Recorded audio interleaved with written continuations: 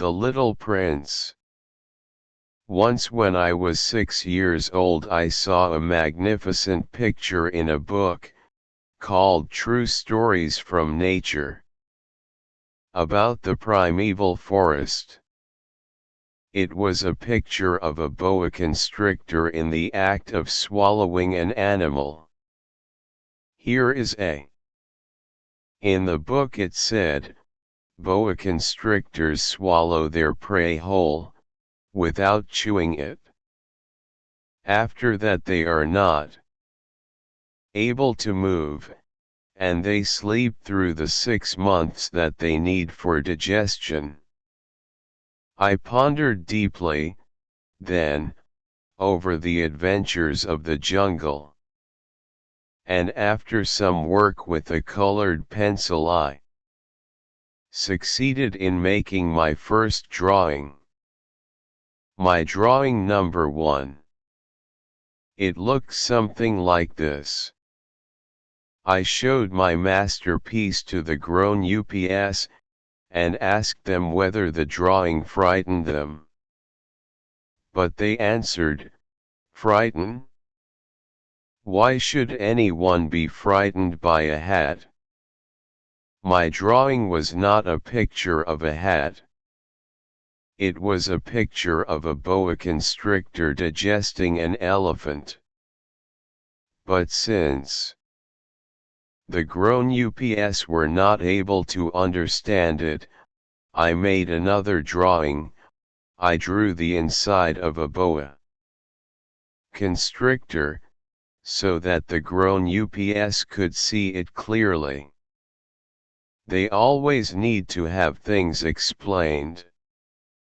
My drawing number 2 looked like this. The grown ups response, this time, was to advise me to lay aside my drawings of boa constrictors, whether from the inside or the outside, and devote myself instead to geography, history, arithmetic, and grammar. That is why, at the age of 6, I gave up what might have been a magnificent career as a painter. I had been disheartened by the failure grown ups never understand anything by themselves, and it is tiresome for children to be always and forever explaining things to them. So then I chose another profession, and learned to pilot airplanes. I have flown a little over all parts of the world, and it is true that geography has been very useful to me. At a glance I can distinguish China from Arizona. If one gets lost in the night, such knowledge is valuable.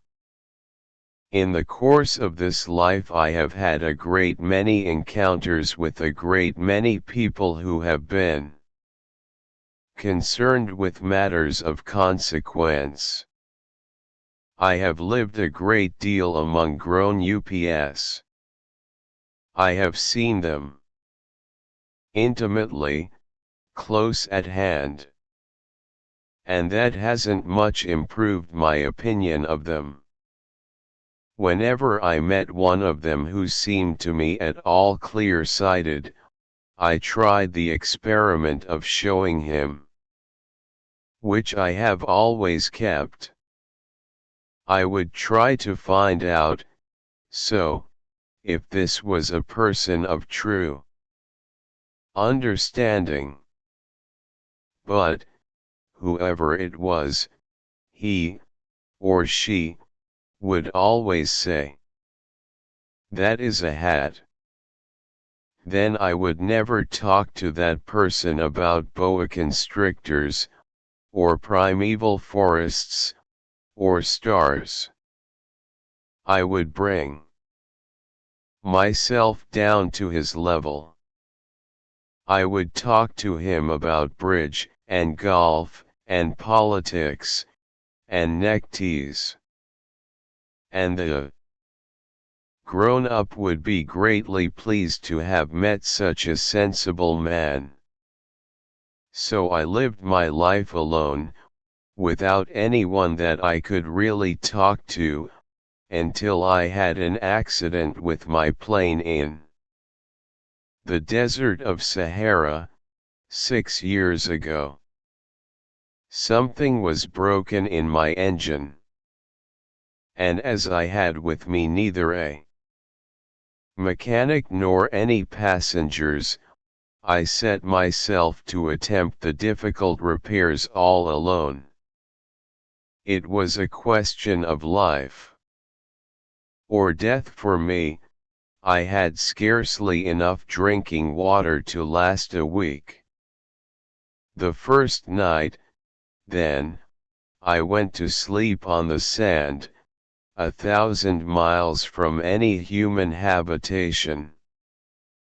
I was more isolated than a shipwrecked sailor on a raft in the middle of the ocean. Thus you can imagine my amazement, at sunrise, when I was awakened by an odd little voice. It said, "If you please draw me a sheep." What? Draw me a sheep? I jumped to my feet, completely thunderstruck. I blinked my eyes hard. I looked carefully all around me. And I saw a most extraordinary small person, who stood there examining me with great seriousness. Here you may see the best portrait that, later, I was able to make of him. But my drawing is certainly very much less charming than its model. That, however, is not my fault. The grown ups discouraged me in my painter's career when I was 6 years old, and I never learned to draw anything, except boas from the outside and boas from the inside. Now I stared at this sudden apparition with my eyes fairly starting out of my head in astonishment. Remember, I had crashed in the desert 1,000 miles from any inhabited region. And yet my little man seemed neither to be straying uncertainly among the sands, nor to be fainting from fatigue or hunger or thirst or fear. Nothing about him gave any suggestion of a child lost in the middle of the desert, 1,000 miles from any human habitation. When at last I was able to speak, I said to him, "But what are you doing here?" And in answer he repeated, very slowly, as if he were speaking of a matter of great consequence, "If you please draw me a sheep." When a mystery is too overpowering, one dare not disobey. Absurd as it might seem to me, 1,000 miles from any human habitation and in danger of death, I took out of my pocket a sheet of paper and my fountain pen. But then I remembered how my studies had been concentrated on geography, history, arithmetic and grammar, and I told the little chap, a little crossly, too, that I did not know how to draw. He answered me, "That doesn't matter. Draw me a sheep." But I had never drawn a sheep. So I drew for him one of the two pictures I had drawn so often. It was that of the boa constrictor from the outside. And I was astounded to hear the little fellow greet it with, "No, no, no. I do not want an elephant inside a boa constrictor. A boa constrictor is a very dangerous creature, and an elephant is very cumbersome. Where I live, everything is very small. What I need is a sheep. Draw me a sheep." He looked at it carefully, then he said, "No. This sheep is already very sickly. Make me another." So I made another drawing. My friend smiled gently and indulgently. "You see yourself," he said, "that this is not a sheep. This is a ram. It has horns." So then I did my drawing over once more. But it was rejected too, just like the others. "This one is too old. I want a sheep that will live a long time." By this time my patience was exhausted, because I was in a hurry to start taking my engine apart. So I tossed off this drawing. And I threw out an explanation with it. "This is only his box. The sheep you asked for is inside." I was very surprised to see a light break over the face of my young judge. "That is exactly the way I wanted it. Do you think that this sheep will have to have a great deal of grass?" "Why?" "Because where I live everything is very small. There will surely be enough grass for him," I said. "It is a very small sheep that I have given you." He bent his head over the drawing. "Not so small that look. He has gone to sleep." And that is how I made the acquaintance of the little prince. It took me a long time to learn where he came from. The little prince, who asked me so many questions, never seemed to hear the ones I asked him. It was from words dropped by chance that, little by little, everything was revealed to me. The first time he saw my airplane, for instance, "I shall not draw my airplane, that would be much too complicated for me," he asked me. "What is that object?" "That is not an object. It flies." "It is an airplane." "It is my airplane." And I was proud to have him learn that I could fly. He cried out, then, "What? You dropped down from the sky?" "Yes," I answered, modestly. "Oh, that is funny."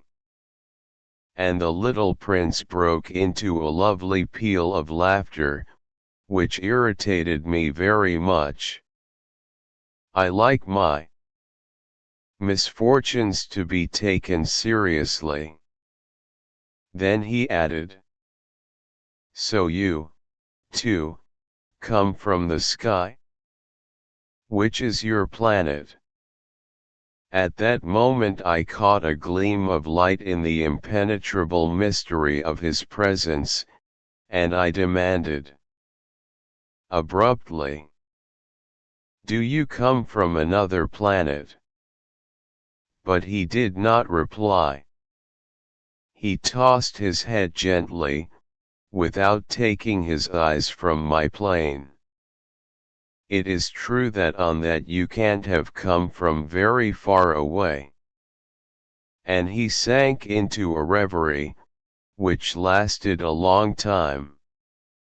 Then, taking my sheep out of his pocket, he buried himself in the contemplation of his treasure. You can imagine how my curiosity was aroused by this half-confidence about the other planets. I made a great effort, therefore, to find out more on this subject. "My little man, where do you come from? What is this where I live, of which you speak? Where do you want to take your sheep?" After a reflective silence he answered, "The thing that is so good about the box you have given me is that at night he can use it as his house." "That is so. And if you are good I will give you a string, too, so that you can tie him during the day, and a post to tie him to." But the little prince seemed shocked by this offer. "Tie him? What a queer idea." "But if you don't tie him," I said, "he will wander off somewhere, and get lost." My friend broke into another peal of laughter. "But where do you think he would go?" "Anywhere. Straight ahead of him." Then the little prince said, earnestly, "That doesn't matter. Where I live, everything is so small." And, with perhaps a hint of sadness, he added, "Straight ahead of him, nobody can go very far." I had thus learned a second fact of great importance. This was that the planet the little prince came from was scarcely any larger than a house.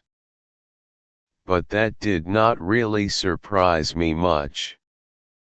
I knew very well that in addition to the great planets such as the Earth, Jupiter, Mars, Venus, to which we have given names, there are also hundreds of others, some of which are so small that one has a hard time seeing them through the telescope.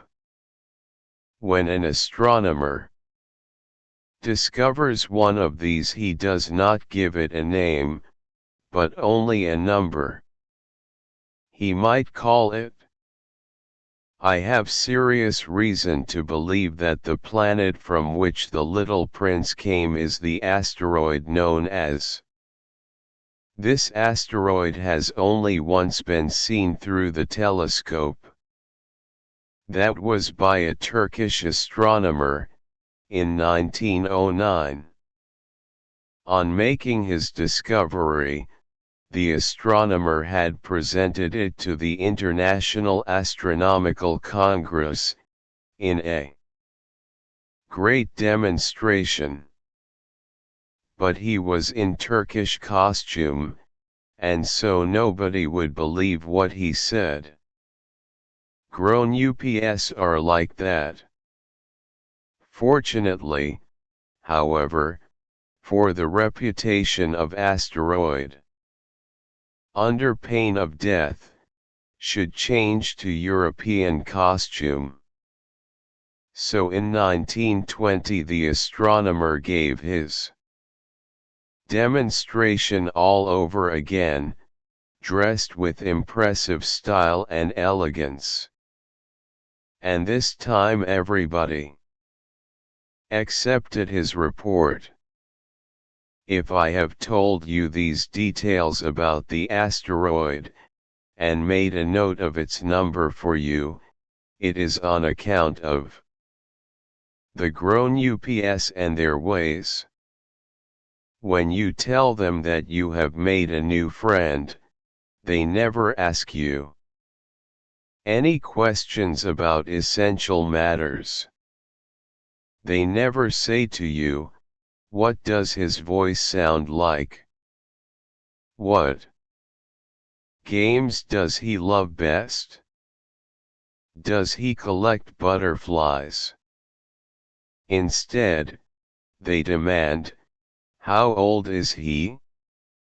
How many brothers has he? How much does he weigh? How much money does his father make?"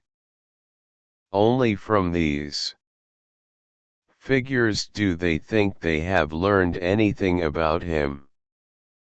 Just so, you might say to them, the proof that the little prince existed is that he was charming, that he laughed, and that he was looking for a sheep.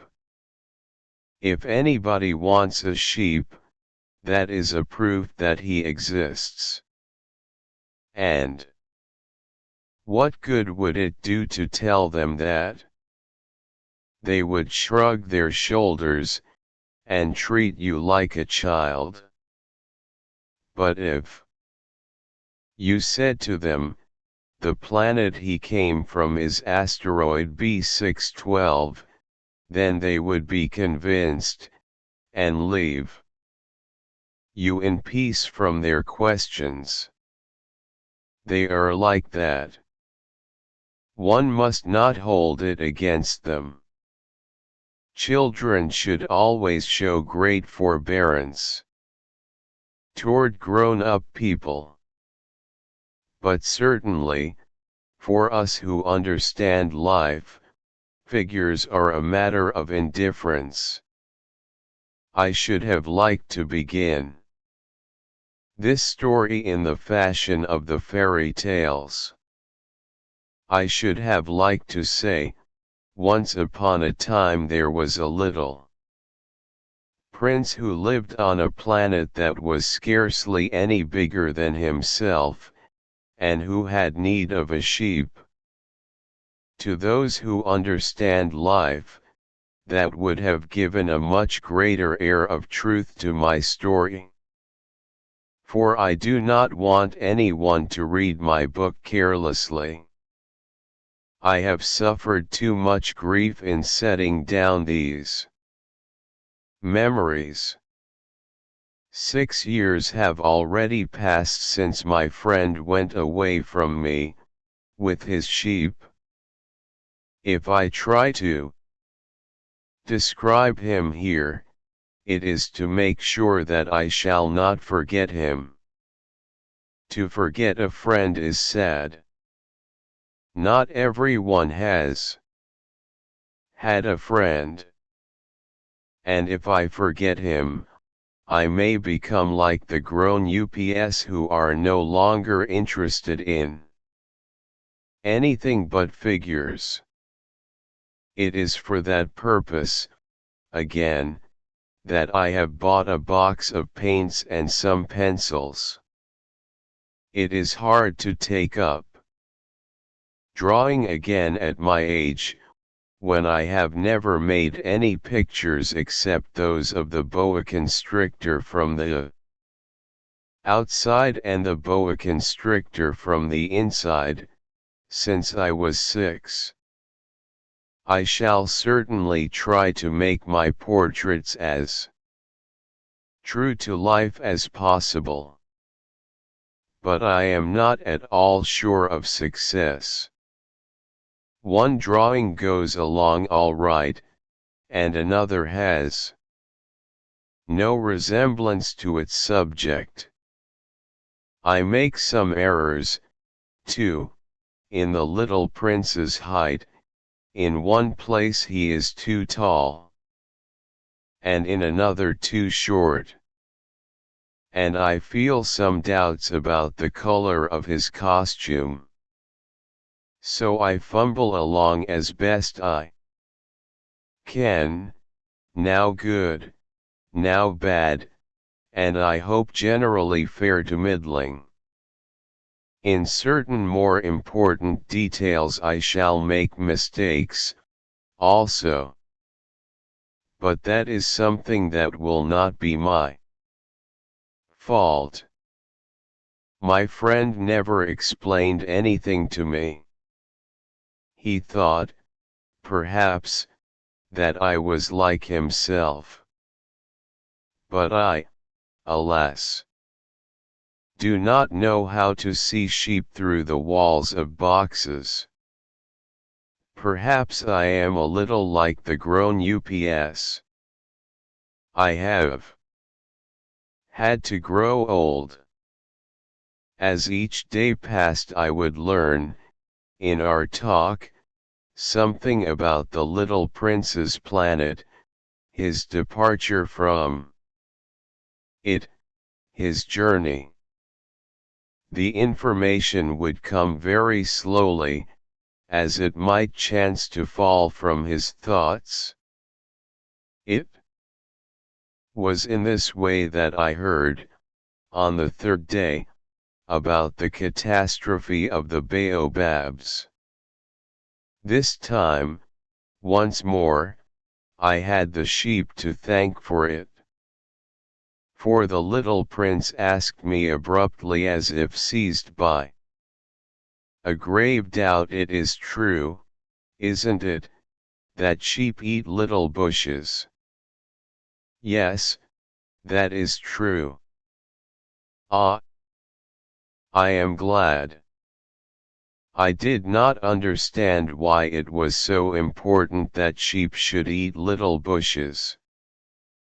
But the little prince added, then it follows that they also eat baobabs.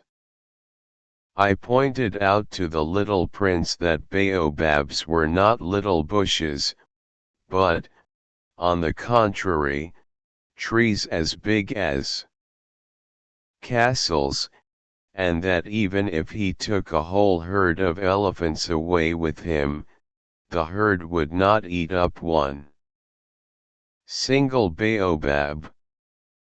The idea of the herd of elephants made the little prince laugh. We would have to put them one on top of the other, he said. But he made a wise comment. Before they grow so big, the baobabs start out by being little. That is strictly correct, I said. But why do you want the sheep to eat the little baobabs? He answered me at once, oh, come, come, as if he were speaking of something that was self-evident. And I was obliged to make a great mental effort to solve this problem, without any assistance. Indeed, as I learned, there were on the planet where the little prince lived, as on all planets, good plants and bad plants. In consequence, there were good seeds from good plants, and bad seeds from bad plants. But seeds are invisible. They sleep deep in the heart of the earth's darkness, until someone among them is seized with the desire to awaken. Then this little seed will stretch itself and begin timidly at first to push a charming little sprig inoffensively upward toward the sun. If it is only a sprout of radish or the sprig of a rose bush, one would let it grow wherever it might wish. But when it is a bad plant, one must destroy it as soon as possible, the very first instant that one recognizes it. Now there were some terrible seeds on the planet that was the home of the little prince, and these were the seeds of the baobab. The soil of that planet was infested with them. A baobab is something you will never be able to get rid of if you attend to it too late. It spreads over the entire planet. It bores clear through it with its roots. And if the planet is too small, and the baobabs are too many, they split it in pieces. It is a question of discipline, the little prince said to me later on. When you've finished your own toilet in the morning, then it is time to attend to the toilet of your planet, just so, with the greatest care. You must see to it that you pull up regularly all the baobabs, at the very first moment when they can be distinguished from the rosebushes which they resemble so closely in their earliest youth. It is very tedious work, the little prince added, but very easy. And one day he said to me, "You ought to make a beautiful drawing, so that the children where you live can see exactly how all this is. That would be very useful to them if they were to travel some day." Sometimes, he added, there is no harm in putting off a piece of work until another day. But when it is a matter of baobabs, that always means a catastrophe. I knew a planet that was inhabited by a lazy man. He neglected 3 little bushes. So, as the little prince described it to me, I have made a drawing of that planet. I do not much like to take the tone of a moralist. But the danger of the baobabs is so little understood, and such considerable risks would be run by anyone who might get lost on an asteroid, that for once I am breaking through my reserve. Children, I say plainly, watch out for the baobabs. My friends, like myself, have been skirting this danger for a long time, without ever knowing it, and so it is for them that I have worked so hard over this drawing. The lesson which I pass on by this means is worth all the trouble it has cost me. Perhaps you will ask me, why are there no other drawing in this book as magnificent and impressive as this drawing of the baobabs? The reply is simple. I have tried, but with the others I have not been successful. When I made the drawing of the baobabs, I was carried beyond myself by the inspiring force of urgent necessity. Oh, little prince! Bit by bit I came to understand the secrets of your sad little life. For a long time you had found your only entertainment in the quiet pleasure of looking at the sunset. I learned that new detail on the morning of the 4th day, when you said to me, "I am very fond of sunsets. Come, let us go look at a sunset now." "But we must wait," I said. "Wait? For what? For the sunset. We must wait until it is time. At first you seemed to be very much surprised. And then you laughed to yourself. You said to me, I am always thinking that I am at home. Just so.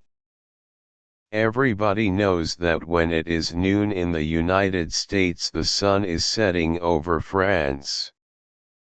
If you could fly to France in 1 minute, you could go straight into the sunset, right from noon. Unfortunately, France is too far away for that. But on your tiny planet, my little prince, all you need do is move your chair a few steps. You can see the day end and the twilight falling whenever you like.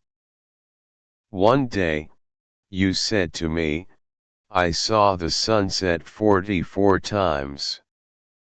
And a little later you added, you know one loves the sunset, when one is so sad. Were you so sad, then? I asked, on the day of the 44 sunsets. But the little prince made no reply. On the 5th day again, as always, it was thanks to the sheep the secret of the little prince's life was revealed to me. Abruptly, without anything to lead up to it, and as if the question had been born of long and silent meditation on his problem, he demanded, a sheep, if it eats little bushes, does it eat flowers, too? A sheep, I answered, eats anything it finds in its reach. Even flowers that have thorns. Yes, even flowers that have thorns. Then the thorns, what use are they? I did not know. At that moment I was very busy trying to unscrew a bolt that had got stuck in my engine. I was very much worried, for it was becoming clear to me that the breakdown of my plane was extremely serious. And I had so little drinking water left that I had to fear for the worst. The thorns, what use are they? The little prince never let go of a question, once he had asked it. As for me, I was upset over that bolt. And I answered with the first thing that came into my head. The thorns are of no use at all. Flowers have thorns just for spite. Oh! There was a moment of complete silence. Then the little prince flashed back at me, with a kind of resentfulness. I don't believe you. Flowers are weak creatures. They are naive. They reassure themselves as best they can. They believe that their thorns are terrible weapons. I did not answer. At that instant I was saying to myself, if this bolt still won't turn, I am going to knock it out with the hammer. Again the little prince disturbed my thoughts. And you actually believe that the flowers? Oh, no. I cried. No, no, no. I don't believe anything. I answered you with the first thing that came into my head. Don't you see I am very busy with matters of consequence? He stared at me, thunderstruck. Matters of consequence. He looked at me there, with my hammer in my hand, my fingers black with engine grease, bending down over an object which seemed to him extremely ugly. You talk just like the grown ups. That made me a little ashamed. But he went on, relentlessly. You mix everything up together. You confuse everything. He was really very angry. He tossed his golden curls in the breeze. I know a planet where there is a certain red-faced gentleman. He has never smelled a flower. He has never looked at a star. He has never loved anyone. He has never done anything in his life but add up figures. And all day he says over and over, just like you, I am busy with matters of consequence. And that makes him swell up with pride. But he is not a man, he is a mushroom. A what? A mushroom. The little prince was now white with rage. The flowers have been growing thorns for millions of years. For millions of years the sheep have been eating them just the same. And is it not a matter of consequence to try to understand why the flowers go to so much trouble to grow thorns which are never of any use to them? Is the warfare between the sheep and the flowers not important? Is this not of more consequence than a fat red-faced gentleman's sums? And if I know myself one flower which is unique in the world, which grows nowhere but on my planet, but which one little sheep can destroy in a single bite some morning, without even noticing what he is doing. Oh, you think that is not important? His face turned from white to red as he continued. If someone loves a flower, of which just one single blossom grows in all the millions and millions of stars, it is enough to make him happy just to look at the stars. He can say to himself, somewhere, my flower is there. But if the sheep eats the flower, in one moment all his stars will be darkened. And you think that is not important? He could not say anything more. His words were choked by sobbing. The night had fallen. I had let my tools drop from my hands. Of what moment now was my hammer, my bolt, or thirst, or death? On one star, one planet, my planet, the earth, there was a little prince to be comforted. I took him in my arms, and rocked him. I said to him, the flower that you love is not in danger. I will draw you a muzzle for your sheep. I will draw you a railing to put around your flower. I will. I did not know what to say to him. I felt awkward and blundering. I did not know how I could reach him, where I could overtake him and go on hand in hand with him once more. It is such a secret place, the land of tears.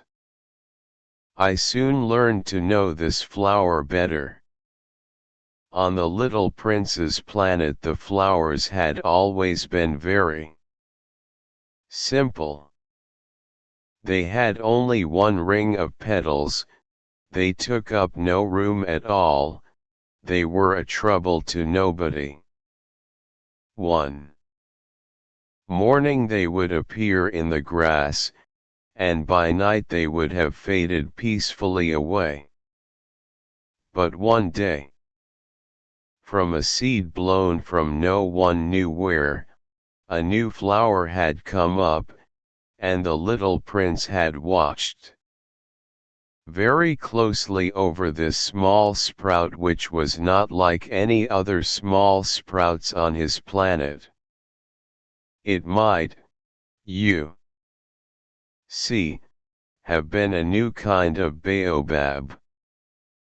The shrub soon stopped growing, and began to get ready to produce a flower. The little prince, who was present at the first appearance of a huge bud, felt at once that some sort of miraculous apparition must emerge from it. But the flower was not satisfied to complete the preparations for her beauty in the shelter of her green chamber. She chose her colors with the greatest care. She dressed herself slowly. She adjusted her petals one by one. She did not wish to go out into the world all rumpled, like the field poppies. It was only in the full radiance of her beauty that she wished to appear. Oh, yes. She was a coquettish creature, and her mysterious adornment lasted for days and days. Then one morning, exactly at sunrise, she suddenly showed herself. And, after working with all this painstaking precision, she yawned and said, "Ah, I am scarcely awake. I beg that you will excuse me. My petals are still all disarranged." But the little prince could not restrain his admiration. "Oh, how beautiful you are! Am I not?" The flower responded, sweetly. "And I was born at the same moment as the sun."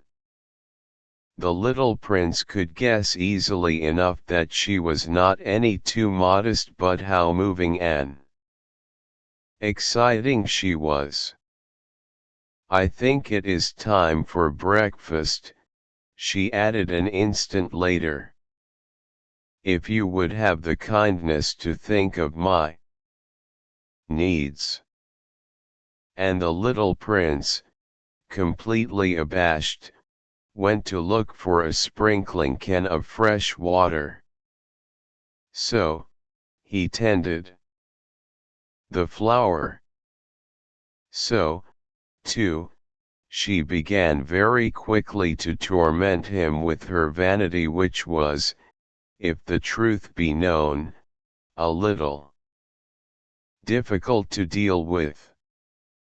One day, for instance, when she was speaking of her 4 thorns, she said to the little prince, "Let the tigers come with their claws." "There are no tigers on my planet," the little prince objected. "And, anyway, tigers do not eat weeds." "I am not a weed," the flower replied, sweetly. Please excuse me. I am not at all afraid of tigers, she went on, but I have a horror of drafts. I suppose you wouldn't have a screen for me. A horror of drafts, that is bad luck for a plant, remarked the little prince, and added to himself, this flower is a very complex creature. At night I want you to put me under a glass globe. It is very cold where you live. In the place I came from. Dash. But she interrupted herself at that point. She had come in the form of a seed. She could not have known anything of any other worlds. Embarrassed over having let herself be caught on the verge of such a naive untruth, she coughed 2 or 3 times, in order to put the little prince in the wrong. The screen. I was just going to look for it when you spoke to me. Then she forced her cough a little more so that he should suffer from remorse just the same. So the little prince, in spite of all the goodwill that was inseparable from his love, had soon come to doubt her. He had taken seriously words which were without importance, and it made him very unhappy. I ought not to have listened to her, he confided to me one day. One never ought to listen to the flowers. One should simply look at them and breathe their fragrance. Mine perfumed all my planet. But I did not know how to take pleasure in all her grace. This tale of claws, which disturbed me so much, should only have filled my heart with tenderness and pity.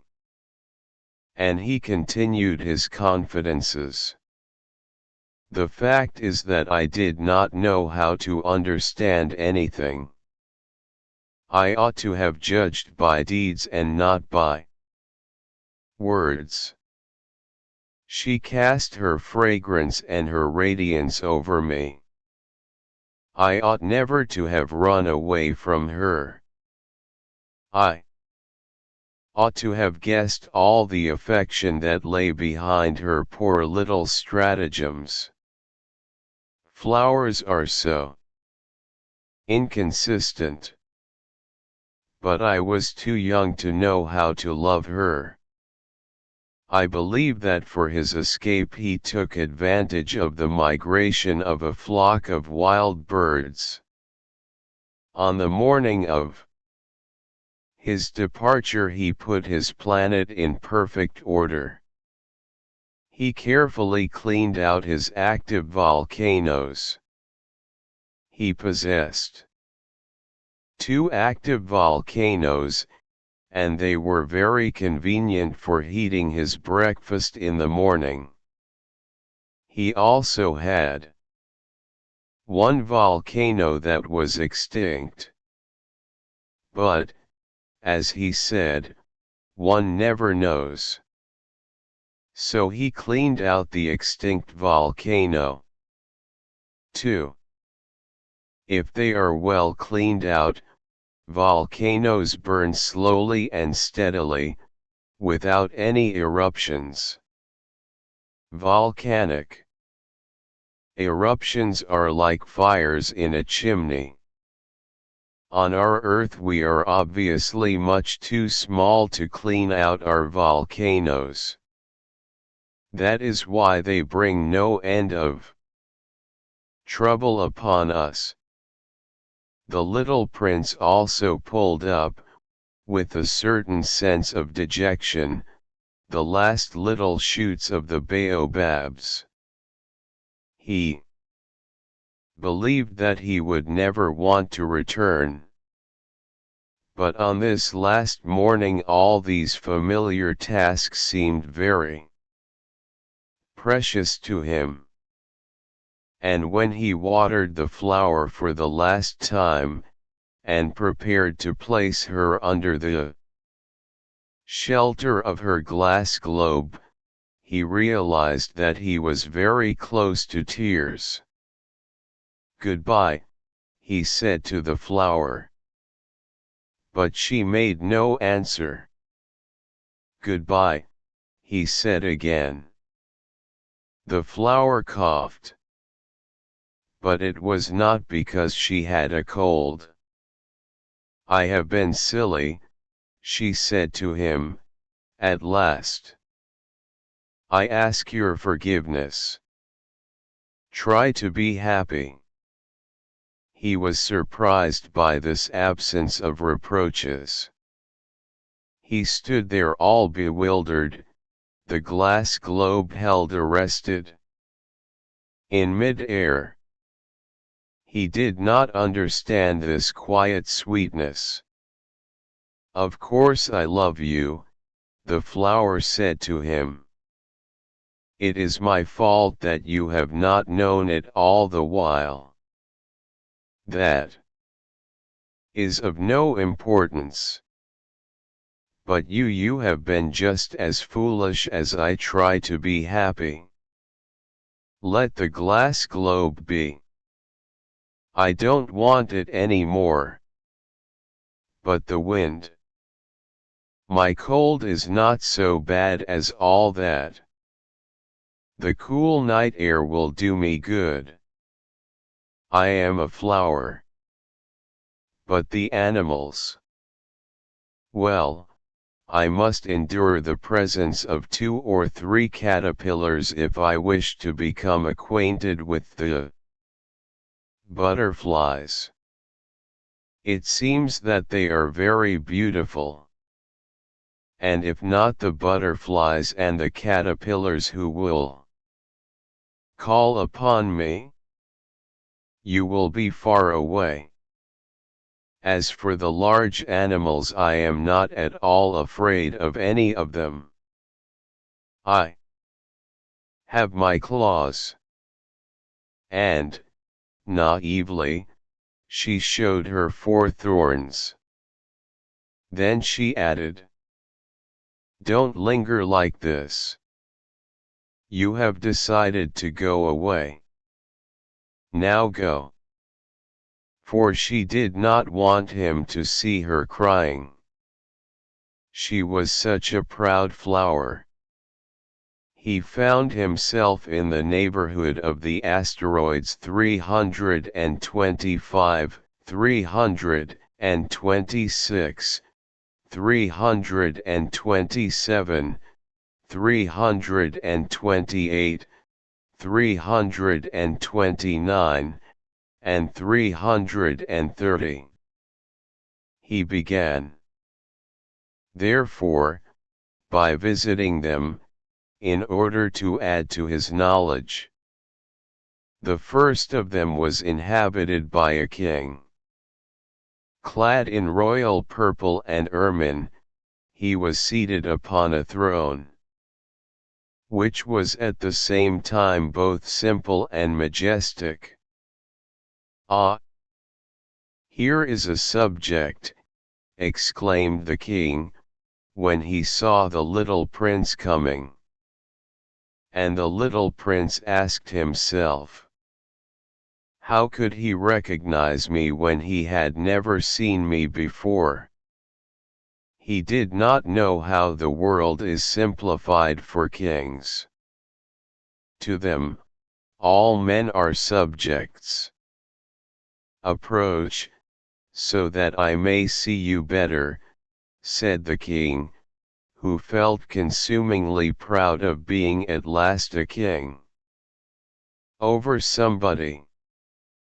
The little prince looked everywhere to find a place to sit down, but the entire planet was crammed and obstructed by the king's magnificent ermine robe.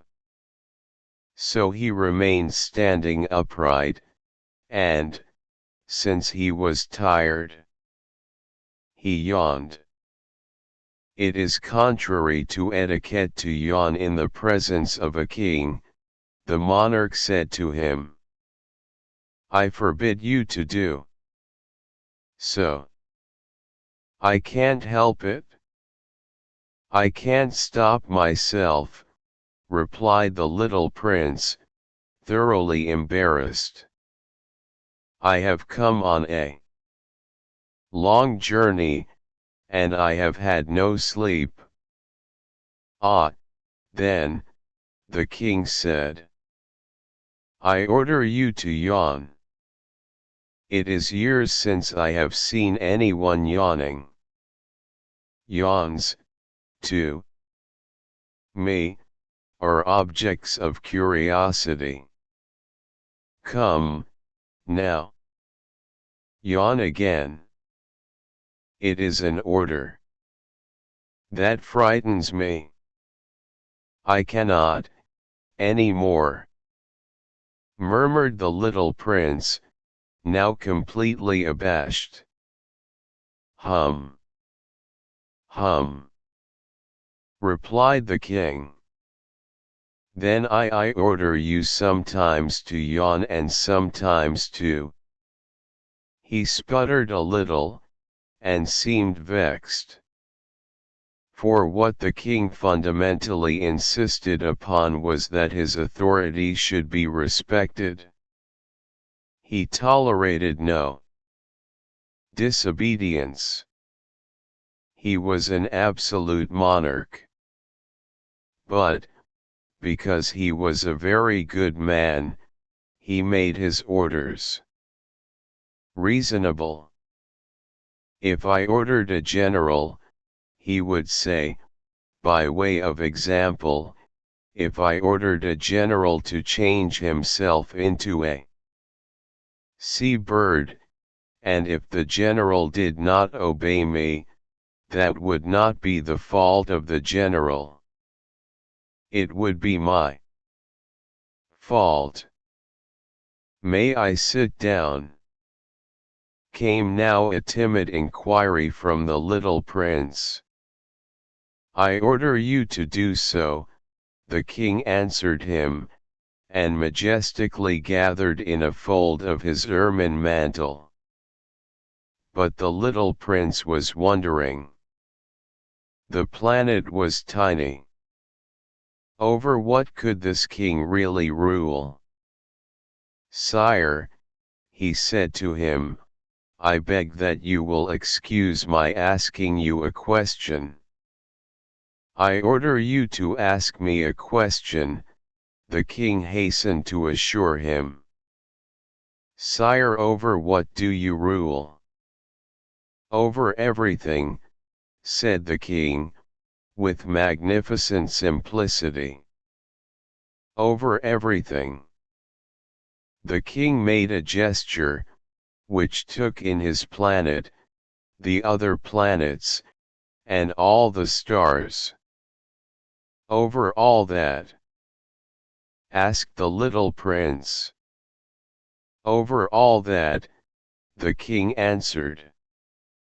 For his rule was not only absolute, it was also universal. And the stars obey you. Certainly they do, the king said. They obey instantly. I do not permit insubordination.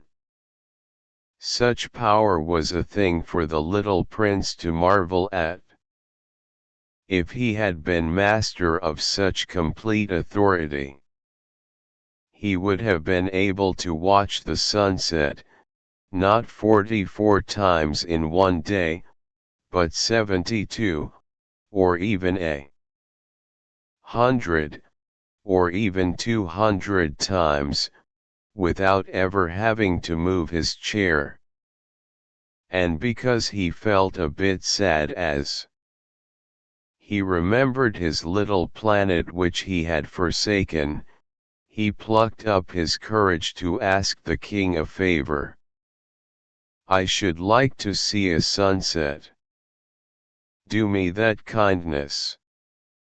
Order the sun to set." If I ordered a general to fly from one flower to another like a butterfly, or to write a tragic drama, or to change himself into a sea bird, and if the general did not carry out the order that he had received, which one of us would be in the wrong? The king demanded. "The general, or myself?" "You," said the little prince firmly. "Exactly. One must require from each one the duty which each one can perform," the king went on. "Accepted authority rests first of all on reason. If you ordered your people to go and throw themselves into the sea, they would rise up in revolution. I have the right to require obedience because my orders are reasonable." "Then my sunset," the little prince reminded him, for he never forgot a question once he had asked it. "You shall have your sunset. I shall command it. But, according to my science of government, I shall wait until conditions are favorable." "When will that be?" inquired the little prince. "Hum, hum," replied the king, and before saying anything else he consulted a bulky almanac. "Hum, hum. That will be about that will be this evening about 20 minutes to 8. And you will see how well I am obeyed." The little prince yawned. He was regretting his lost sunset. And then, too, he was already beginning to be a little bored. "I have nothing more to do here," he said to the king. "So I shall set out on my way again." "Do not go," said the king, who was very proud of having a subject. "Do not go. I will make you a minister." "Minister of what?" "Minister of justice." "But there is nobody here to judge." "We do not know that," the king said to him. "I have not yet made a complete tour of my kingdom. I am very old. There is no room here for a carriage. And it tires me to walk." "Oh, but I have looked already," said the little prince, turning around to give one more glance to the other side of the planet. On that side, as on this, there was nobody at all. "Then you shall judge yourself," the king answered. "That is the most difficult thing of all. It is much more difficult to judge oneself than to judge others. If you succeed in judging yourself rightly, then you are indeed a man of true wisdom." "Yes," said the little prince, "but I can judge myself anywhere. I do not need to live on this planet." "Hum, hum," said the king. I have good reason to believe that somewhere on my planet there is an old rat. I hear him at night. You can judge this old rat. From time to time you will condemn him to death. Thus, his life will depend on your justice.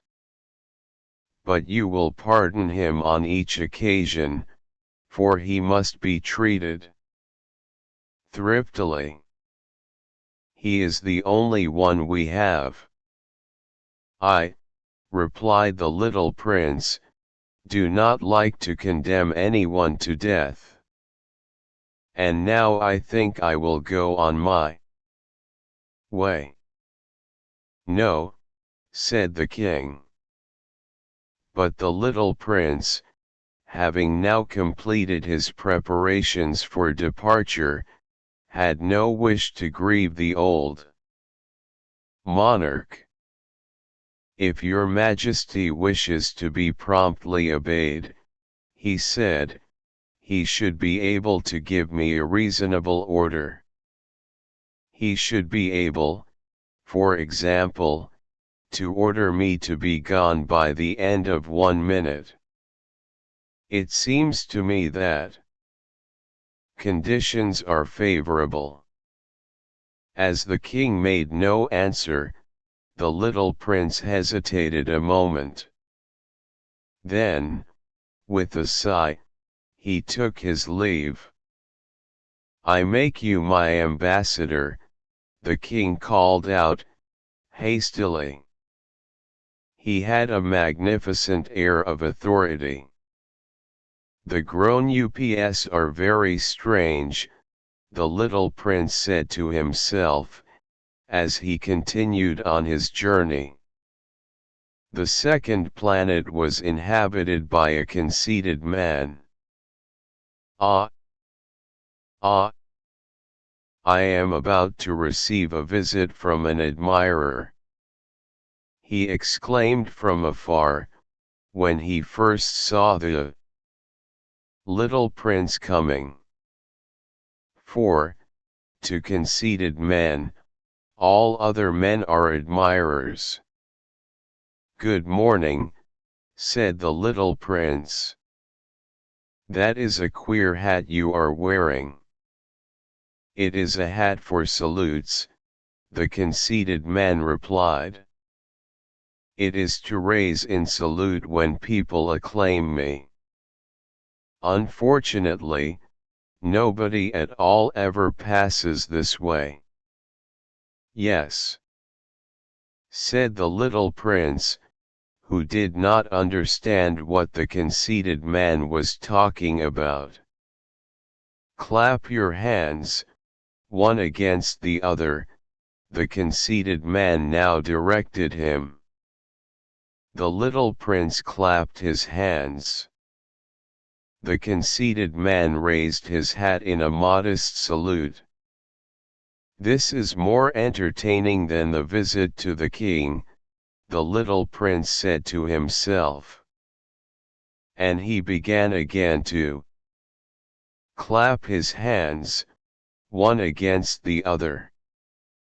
The conceited man again raised his hat in salute. After 5 minutes of this exercise the little prince grew tired of the game's monotony. And what should one do to make the hat come down?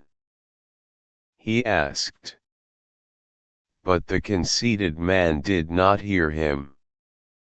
Conceited people never hear anything but praise. Do you really admire me very much?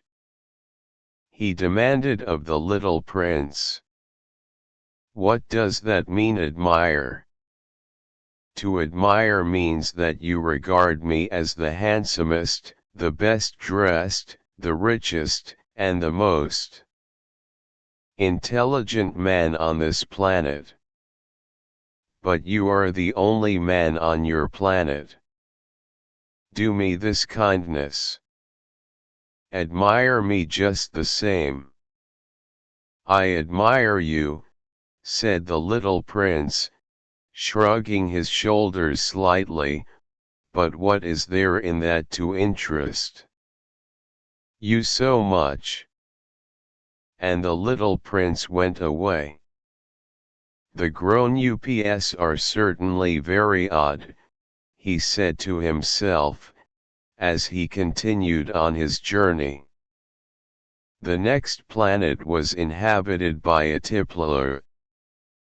This was a very short visit, but it plunged the little prince into deep dejection. "What are you doing there?" he said to the tippler, whom he found settled down in silence before a collection of empty bottles and also a collection of full bottles. "I am drinking," replied the tippler, with a lugubrious air. "Why are you drinking?"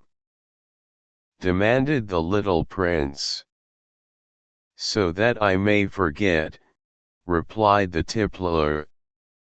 "Forget what?" inquired the little prince, who already was sorry for him.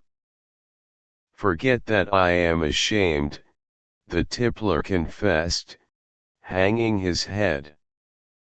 "Ashamed of what?" insisted the little prince, who wanted to help him. "Ashamed of drinking."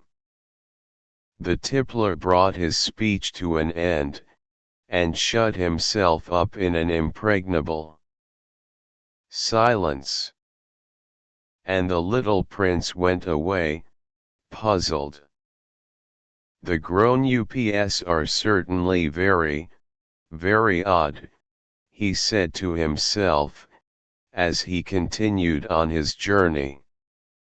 The fourth planet belonged to a businessman. This man was so much occupied that he did not even raise his head at the little prince's arrival. "Good morning," the little prince said to him. "Your cigarette has gone out. 3 and 2 make 5. 5 and 7 make 12. 12 and 3 make 15. Good morning. 15 and 7 make 22. 22 and 6 make 28. I haven't time to light it again. 26 and 5 make 31. Phew. Then that makes 501,622,731. 500 million what?" asked the little prince. "Eh? Are you still there? 501 million. I can't stop. I have so much to do. I am concerned with matters of consequence. I don't amuse myself with balderdash. 2 and 5 make 7. 501 million what?"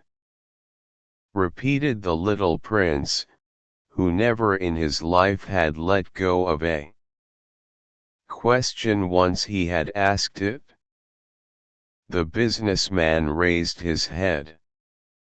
"During the 54 years that I have inhabited this planet, I have been disturbed only 3 times. The first time was 22 years ago, when some giddy goose fell from goodness knows where. He made the most frightful noise that resounded all over the place, and I made 4 mistakes in my addition. The second time, 11 years ago, I was disturbed by an attack of rheumatism. I don't get enough exercise. I Have no time for loafing. The third time, well, this is it. I was saying, then, 501 millions. Millions of what?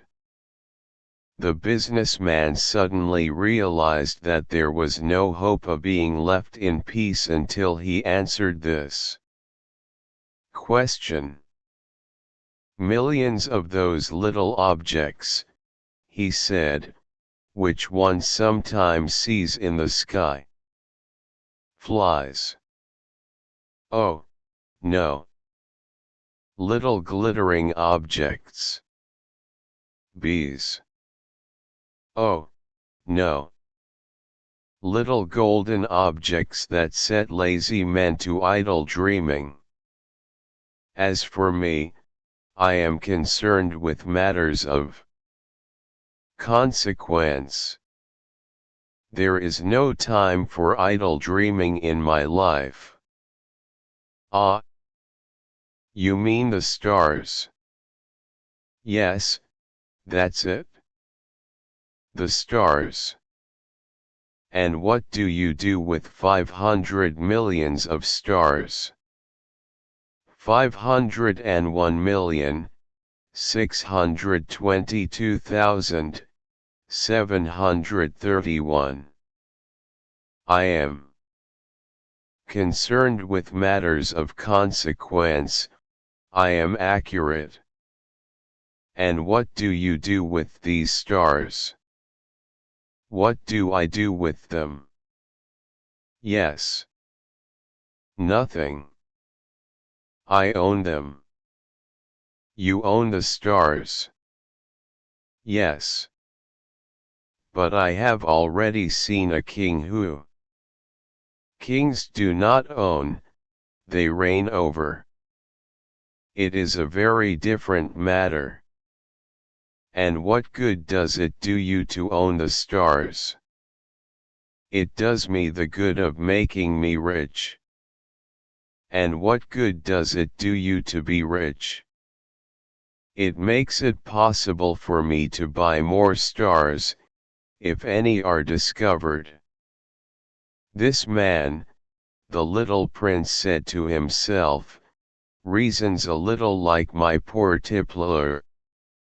Nevertheless, he still had some more questions. How is it possible for one to own the stars? To whom do they belong? The businessman retorted, peevishly. I don't know. To nobody. Then they belong to me, because I was the first person to think of it. Is that all that is necessary? Certainly. When you find a diamond that belongs to nobody, it is yours. When you discover an island that belongs to nobody, it is yours. When you get an idea before anyone else, you take out a patent on it, it is yours. So with me, I own the stars, because nobody else before me ever thought of owning them. Yes, that is true, said the little prince. And what do you do with them? I administer them, replied the businessman. I count them and recount them. It is difficult. But I am a man who is naturally interested in matters of consequence. The little prince was still not satisfied. If I owned a silk scarf, he said, I could put it around my neck and take it away with me. If I owned a flower, I could pluck that flower and take it away with me. But you cannot pluck the stars from heaven. No. but I can put them in the bank. Whatever does that mean? That means that I write the number of my stars on a little paper. And then I put this paper in a drawer and lock it with a key. And that is all. That is enough, said the businessman. It is entertaining, thought the little prince. It is rather poetic. But it is of no great consequence. On matters of consequence, the little prince had ideas which were very different from those of the grown-ups. I myself own a flower, he continued his conversation with the businessman, which I water every day. I own 3 volcanoes, which I clean out every week, for I also clean out the one that is extinct, one never knows. It is of some use to my volcanoes, and it is of some use to my flower, that I own them. But you are of no use to the stars. The businessman opened his mouth, but he found nothing to say in answer. And the little prince went away. The grown-ups are certainly altogether extraordinary, he said simply, talking to himself as he continued on his journey. The 5th planet was very strange. It was the smallest of all.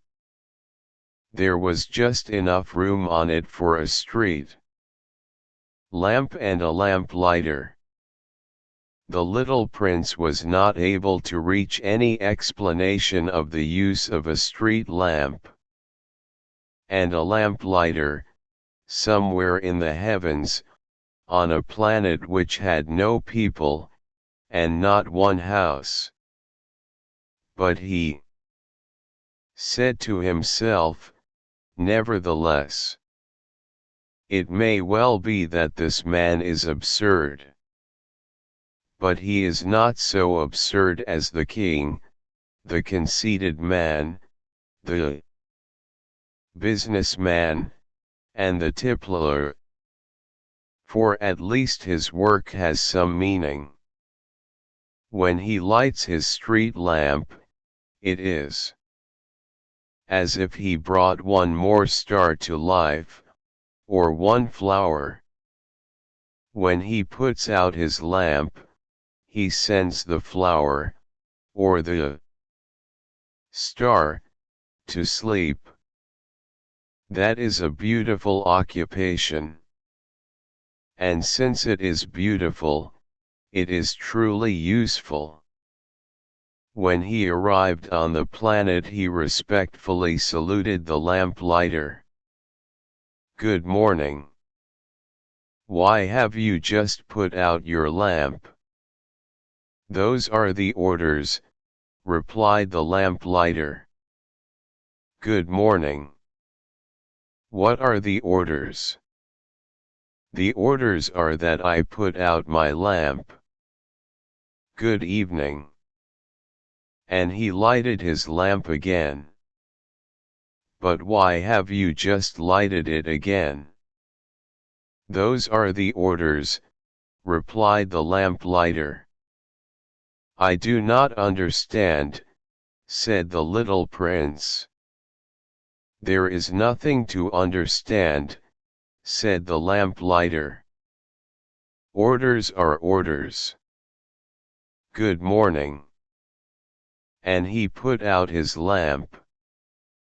Then he mopped his forehead with a handkerchief decorated with red squares. I follow a terrible profession. In the old days it was reasonable.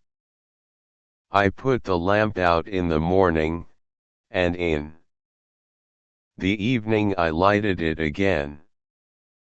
I had the rest of the day for relaxation and the rest of the night for sleep. And the orders have been changed since that time.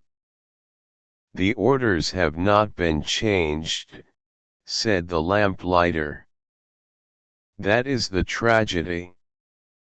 From year to year the planet has turned more rapidly and the orders have not been changed. Then what? Asked the little prince. Then the planet now makes a complete turn every minute, and I no longer have a single second for repose. Once every minute I have to light my lamp and put it out. That is very funny. A day lasts only 1 minute, here where you live. It is not funny at all, said the lamplighter. While we have been talking together a month has gone by. A month. Yes, a month. 30 minutes. 30 days. Good evening. And he lighted his lamp again. As the little prince watched him, he felt that he loved this lamplighter who was so faithful to his orders. He remembered the sunsets which he himself had gone to seek, in other days, merely by pulling up his chair. And he wanted to help his friend. You know, he said, I can tell you a way you can rest whenever you want to. I always want to rest, said the lamplighter. For it is possible for a man to be faithful and lazy at the same time. The little prince went on with his explanation. Your planet is so small that 3 strides will take you all the way around it. To be always in the sunshine, you need only walk along rather slowly. When you want to rest, you will walk and the day will last as long as you like. That doesn't do me much good, said the lamplighter. The one thing I love in life is to sleep. Then you're unlucky, said the little prince. I am unlucky, said the lamplighter. Good morning. And he put out his lamp. That man, said the little prince to himself, as he continued farther on his journey, that man would be scorned by all the others, by the king, by the conceited man, by the tippler, by the businessman. Nevertheless he is the only one of them all who does not seem to me ridiculous. Perhaps that is because he is thinking of something else besides himself. He breathed a sigh of regret, and said to himself, again, that man is the only one of them all whom I could have made my friend.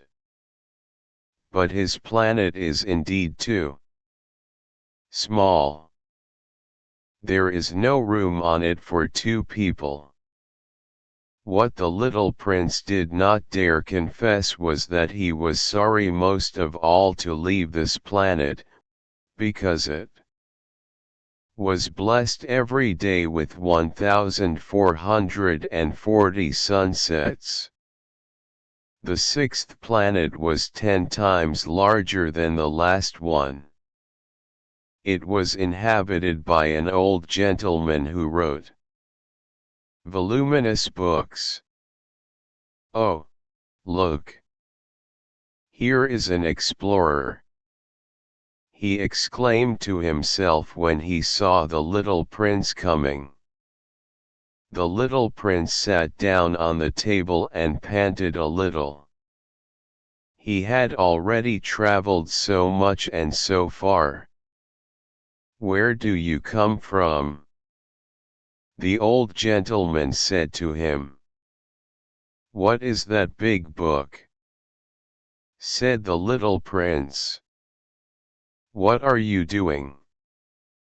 "I am a geographer," said the old gentleman. "What is a geographer?" asked the little prince. "A geographer is a scholar who knows the location of all the seas, rivers, towns, mountains, and deserts." "That is very interesting," said the little prince. "Here at last is a man who has a real profession."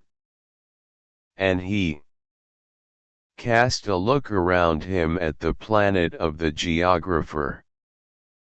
It was the most magnificent and stately planet that he had ever seen. "Your planet is very beautiful," he said. "Has it any oceans?" "I couldn't tell you," said the geographer.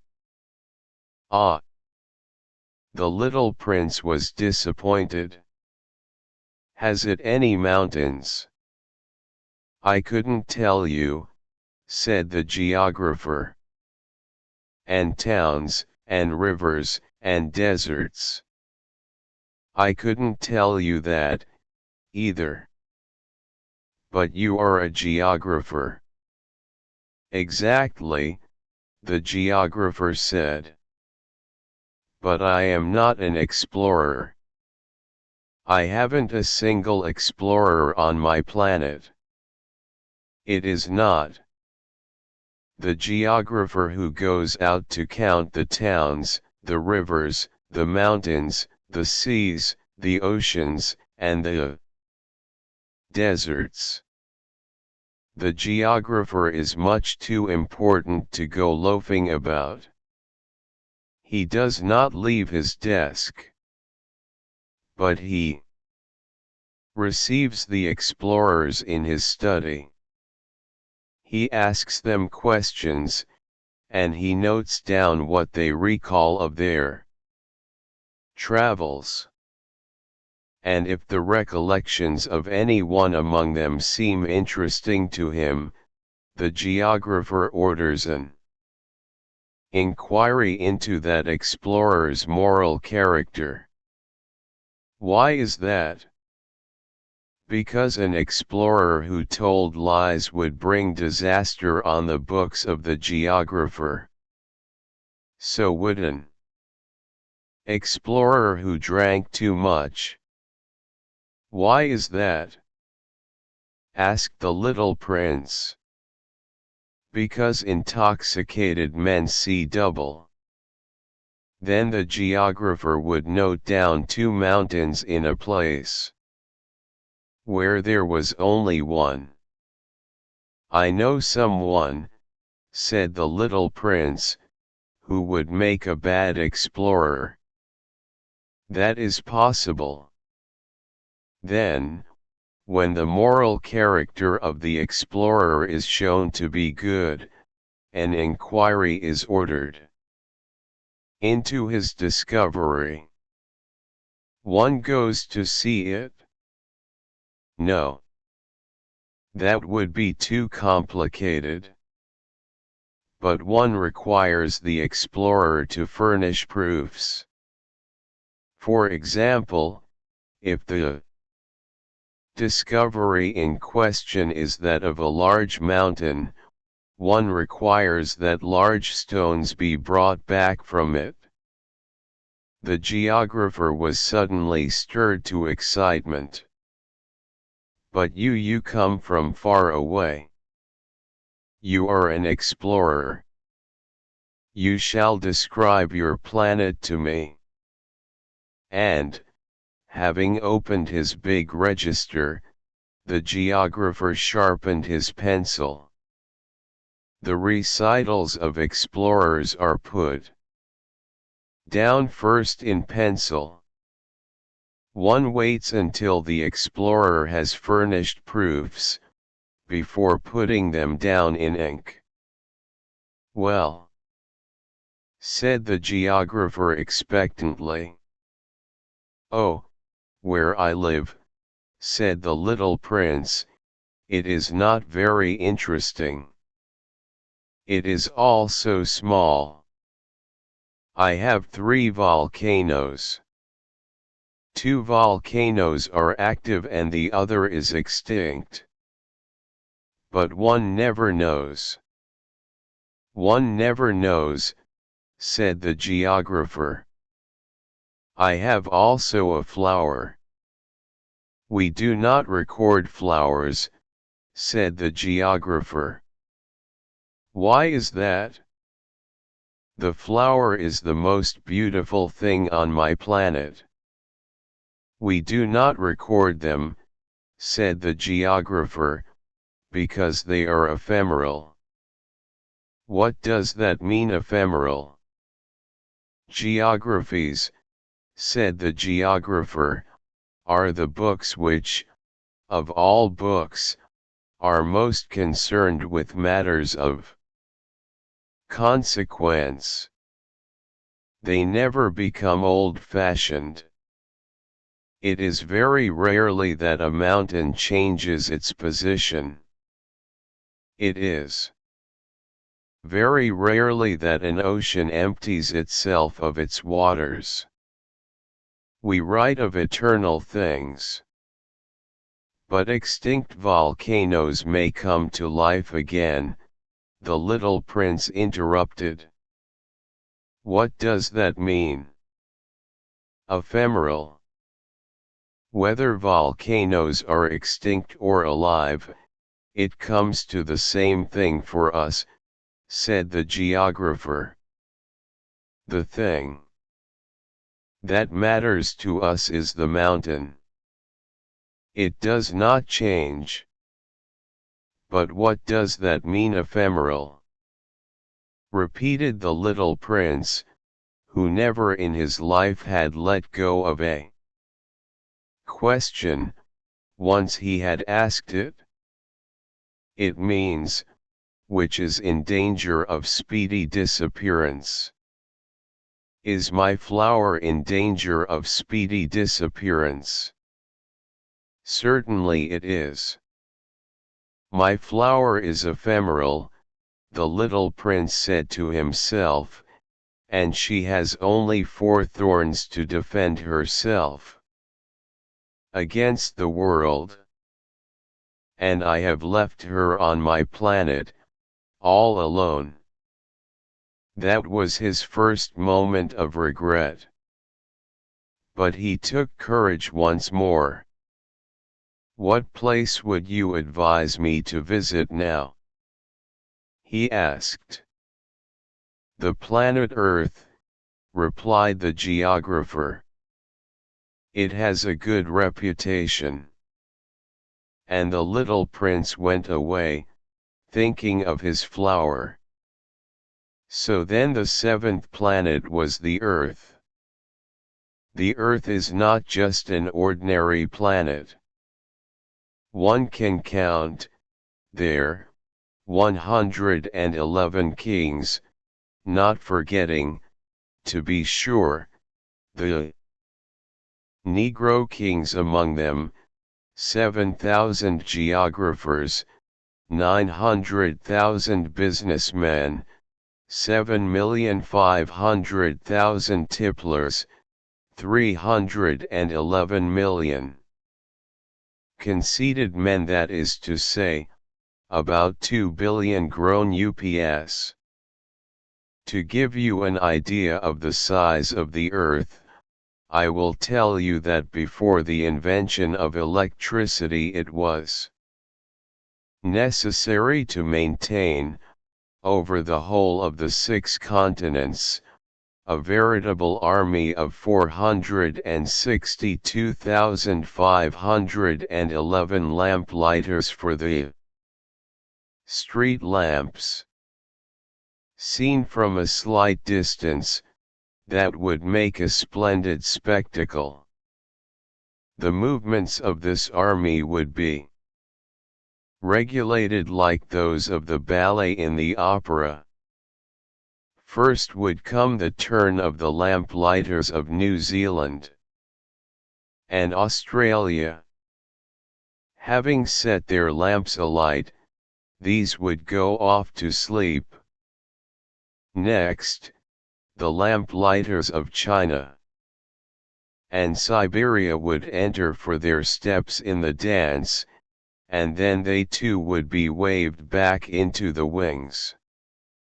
After that would come the turn of the lamp-lighters of Russia and the Indies, then those of Africa and Europe, then those of South America, then those of South America, then those of North America. And never would they make a mistake in the order of their entry upon the stage. It would be magnificent. Only the man who was in charge of the single lamp at the North Pole, and his colleague who was responsible for the single lamp at the South Pole, only these two would live free from toil and care. They would be busy twice a year. When one wishes to play the wit, he sometimes wanders a little from the truth. I have not been altogether honest in what I have told you about the lamp-lighters, and I realize that I run the risk of giving a false idea of our planet to those who do not know it. Men occupy a very small place upon the earth. If the 2 billion inhabitants who people its surface were all to stand upright and somewhat crowded together, as they do for some big public assembly, they could easily be put into one public square 20 miles long and 20 miles wide. All humanity could be piled up on a small Pacific islet. The grown ups, to be sure, will not believe you when you tell them that. They imagine that they fill a great deal of space. They fancy themselves as important as the baobabs. You should advise them, then, to make their own calculations. They adore figures, and that will please them. But do not waste your time on this extra task. It is unnecessary. You have, I know, confidence in me. When the little prince arrived on the earth, he was very much surprised not to see any people. He was beginning to be afraid he had come to the wrong planet, when a coil of gold, the color of the moonlight, flashed across the sand. "Good evening," said the little prince courteously. "Good evening," said the snake. "What planet is this on which I have come down?" asked the little prince. "This is the earth, this is Africa," the snake answered. "Ah! Then there are no people on the earth." "This is the desert." "There are no people in the desert." "The earth is large," said the snake. The little prince sat down on a stone, and raised his eyes toward the sky. "I wonder," he said, "whether the stars are set alight in heaven so that one day each one of us may find his own again." Look at my planet. It is right there above us. But how far away it is.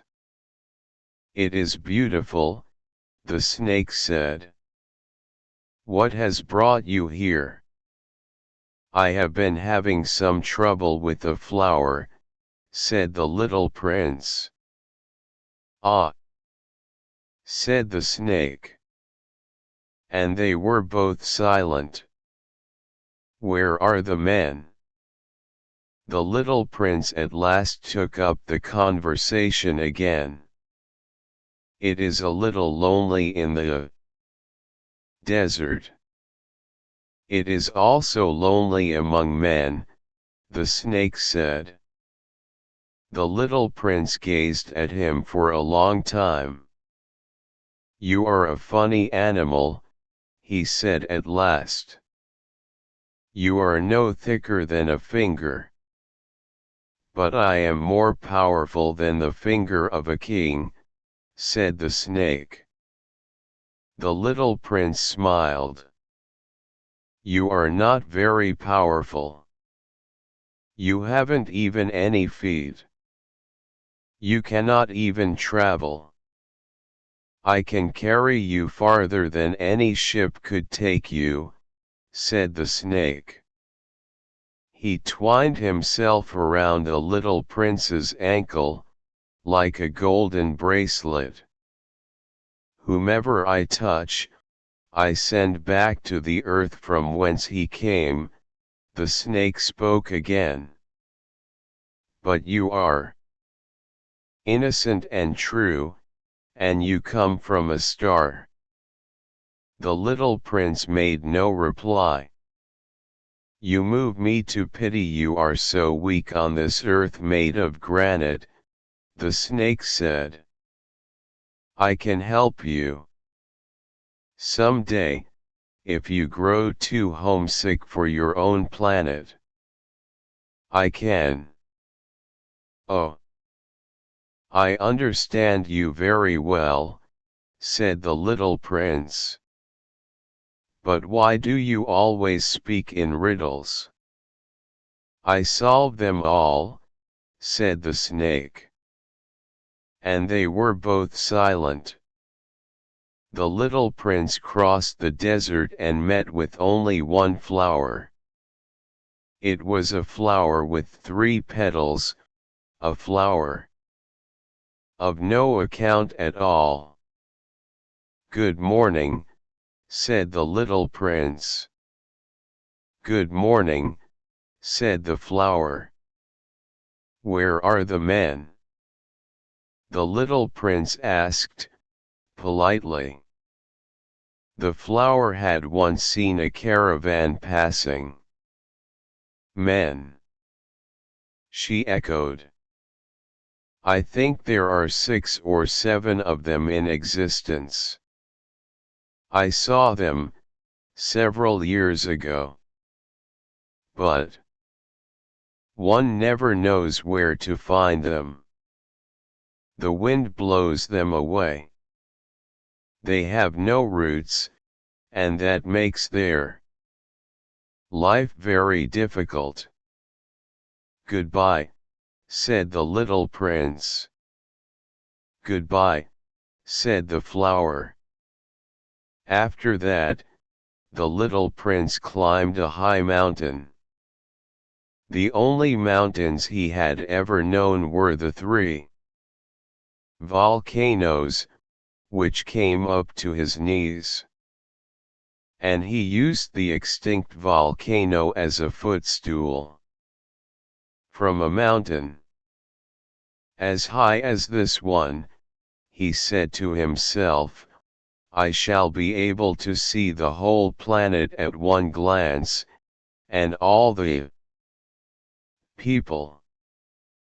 But he saw nothing, save peaks of rock that were sharpened like needles. Good morning, he said courteously.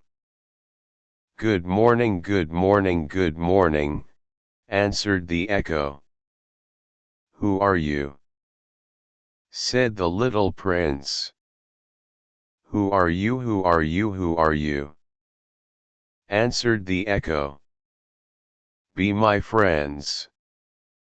I am all alone, he said. I am all alone, all alone, all alone, answered the echo. What a queer planet, he thought. It is altogether dry, and altogether pointed, and altogether harsh and forbidding. And the people have no imagination. They repeat whatever one says to them. On my planet I had a flower, she always was the first to speak. But it happened that after walking for a long time through sand, and rocks, and snow, the little prince at last came upon a road. And all roads lead to the abodes of men. Good morning, he said. He was standing before a garden, all abloom with roses. Good morning, said the roses. The little prince gazed at them. They all looked like his flower. Who are you? He demanded, thunderstruck. We are roses, the roses said. And he was overcome with sadness. His flower had told him that she was the only one of her kind in all the universe. And here were 5,000 of them, all alike, in one single garden. She would be very much annoyed, he said to himself, if she should see that. She would cough most dreadfully, and she would pretend that she was dying, to avoid being laughed at. And I should be obliged to pretend that I was nursing her back to life, for if I did not do that, to humble myself also, she would really allow herself to die. Then he went on with his reflections. I thought that I was rich, with a flower that was unique in all the world, and all I had was a common rose. A common rose, and 3 volcanoes that come up to my knees. And one of them perhaps extinct forever. That doesn't make me a very great prince. And he lay down in the grass and cried. It was then that the fox appeared. Good morning, said the fox.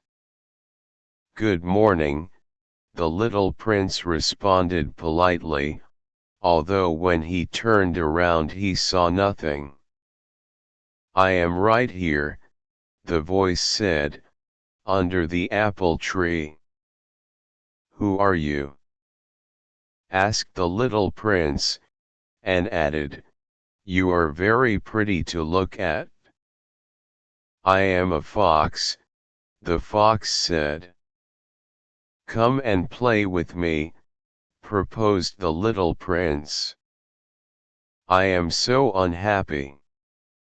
I cannot play with you, the fox said. I am not tamed. Ah! Please excuse me, said the little prince. But, after some thought, he added. What does that mean, tame? You do not live here, said the fox. What is it that you are looking for? I am looking for men, said the little prince. What does that mean, tame? Men, said the fox. They have guns, and they hunt. It is very disturbing. They also raise chickens. These are their only interests. Are you looking for chickens? No, said the little prince. I am looking for friends. What does that mean, tame? It is an act too often neglected, said the fox. It means to establish ties. To establish ties. Just that, said the fox. To me, you are still nothing more than a little boy who is just like 100,000 other little boys. And I have no need of you.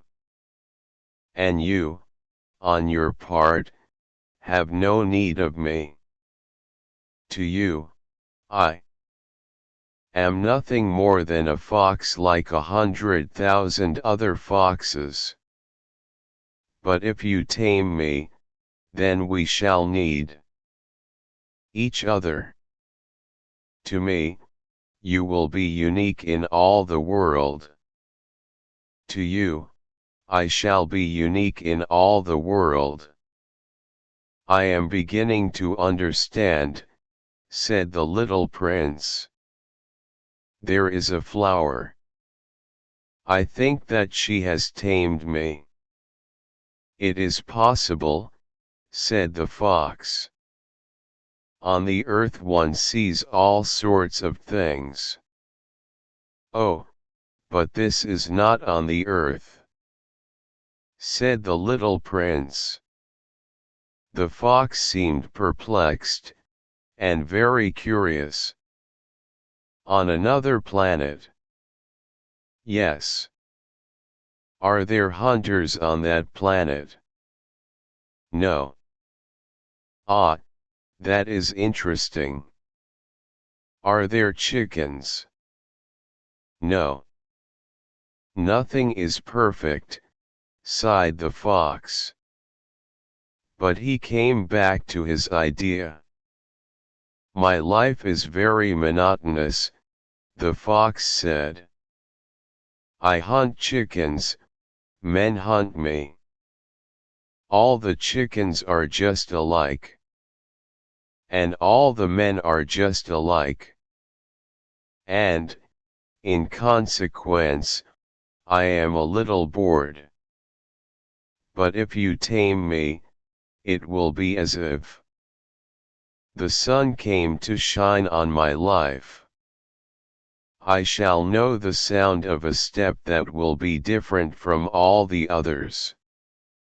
Other steps send me hurrying back underneath the ground. Yours will call me, like music, out of my burrow.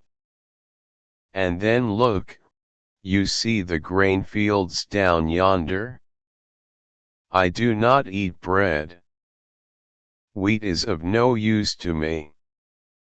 The wheat fields have nothing to say to me. And that is sad. But you have hair that is the color of gold.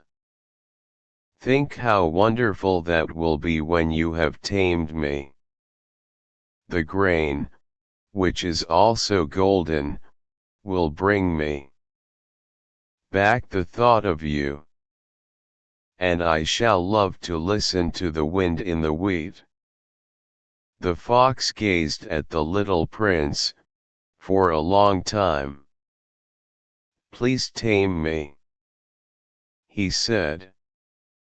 I want to, very much, the little prince replied. But I have not much time. I have friends to discover, and a great many things to understand. One only understands the things that one tames, said the fox. Men have no more time to understand anything. They buy things already made at the shops. but there is no shop anywhere where one can buy friendship, and so men have no friends anymore. If you want a friend, tame me. What must I do to tame you?" asked the little prince. "You must be very patient," replied the fox. "First you will sit down at a little distance from me like that, in the grass. I shall look at you out of the corner of my eye, and you will say nothing. Words are the source of misunderstandings. But you will sit a little closer to me, every day." The next day the little prince came back. "It would have been better to come back at the same hour," said the fox. "If, for example, you come at 4 o'clock in the afternoon, then at 3 o'clock I shall begin to be happy. I shall feel happier and happier as the hour advances. At 4 o'clock, I shall already be worrying and jumping about. I shall show you how happy I am. But if you come at just any time, I shall never know at what hour my heart is to be ready to greet you. One must observe the proper rites." "What is a rite?" asked the little prince. "Those also are actions too often neglected," said the fox. "They are what make one day different from other days, 1 hour from other hours. There is a rite, for example, among my hunters. Every Thursday, they dance with the village girls. So Thursday is a wonderful day for me. I can take a walk as far as the vineyards. But if the hunters danced at just any time, every day would be like every other day, and I should never have any vacation at all." So the little prince tamed the fox. And when the hour of his departure drew near, "Ah," said the fox, "I shall cry." "It is your own fault," said the little prince. "I never wished you any sort of harm, but you wanted me to tame you." "Yes, that is so," said the fox. "But now you are going to cry," said the little prince. "Yes, that is so," said the fox. "Then it has done you no good at all." "It has done me good," said the fox, "because of the color of the wheat fields." And then he added, "Go and look again at the roses. You will understand now that yours is unique in all the world. Then come back to say goodbye to me, and I will make you a present of a secret." The little prince went away, to look again at the roses. "You are not at all like my rose," he said. "As yet you are nothing. No one has tamed you, and you have tamed no one. You are like my fox when I first knew him. He was only a fox like 100,000 other foxes. But I have made him my friend, and now he is unique in all the world. And the roses were very much embarrassed. You are beautiful, but you are empty, he went on. One could not die for you. To be sure, an ordinary passerby would think that my rose looked just like you, the rose that belongs to me. But in herself alone, she is more important than all the hundreds of you other roses, because it is she that I have watered.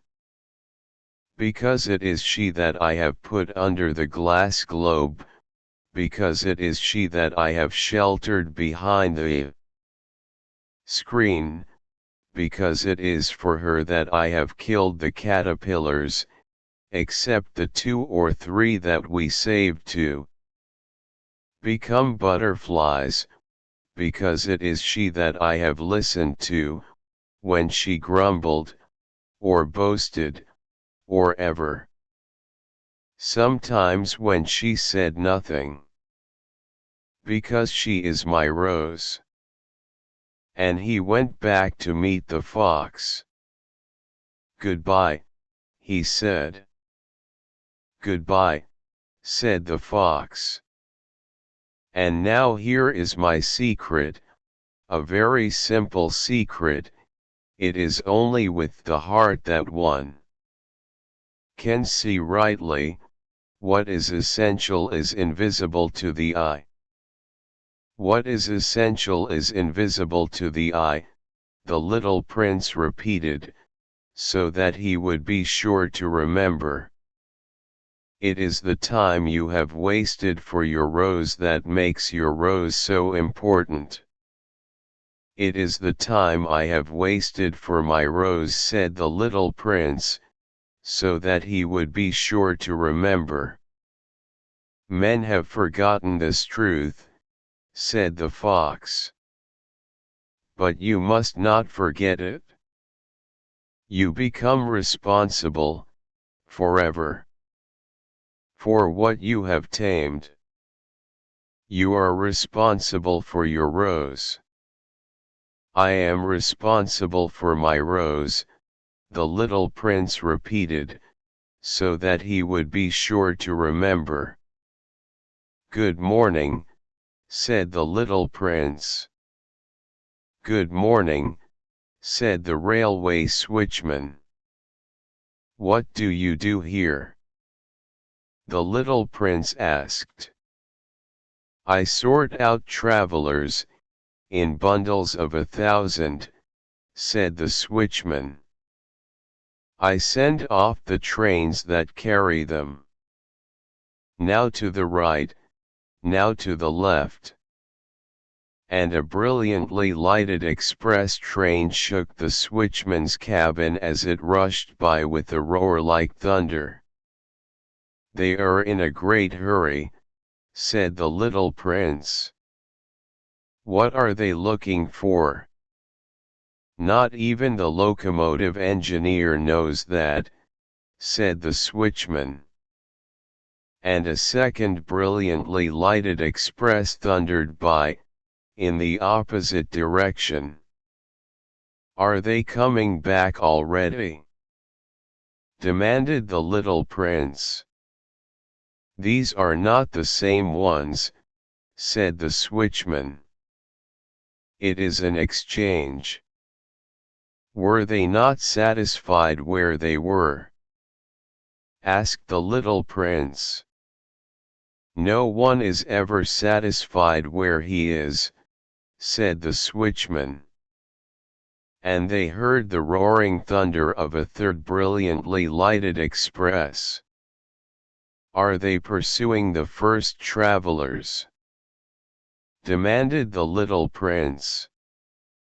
They are pursuing nothing at all, said the switchman. They are asleep in there, or if they are not asleep, they are yawning. Only the children are flattening their noses against the window panes. Only the children know what they are looking for, said the little prince. They waste their time over a rag doll and it becomes very important to them, and if anybody takes it away from them, they cry. They are lucky, the switchman said. Good morning, said the little prince. Good morning, said the merchant. This was a merchant who sold pills that had been invented to quench thirst. You need only swallow one pill a week, and you would feel no need of anything to drink. Why are you selling those? Asked the little prince. Because they save a tremendous amount of time, said the merchant. Computations have been made by experts. With these pills, you save 53 minutes in every week. And what do I do with those 53 minutes? Anything you like. As for me, said the little prince to himself, if I had 53 minutes to spend as I liked, I should walk at my leisure toward a spring of fresh water.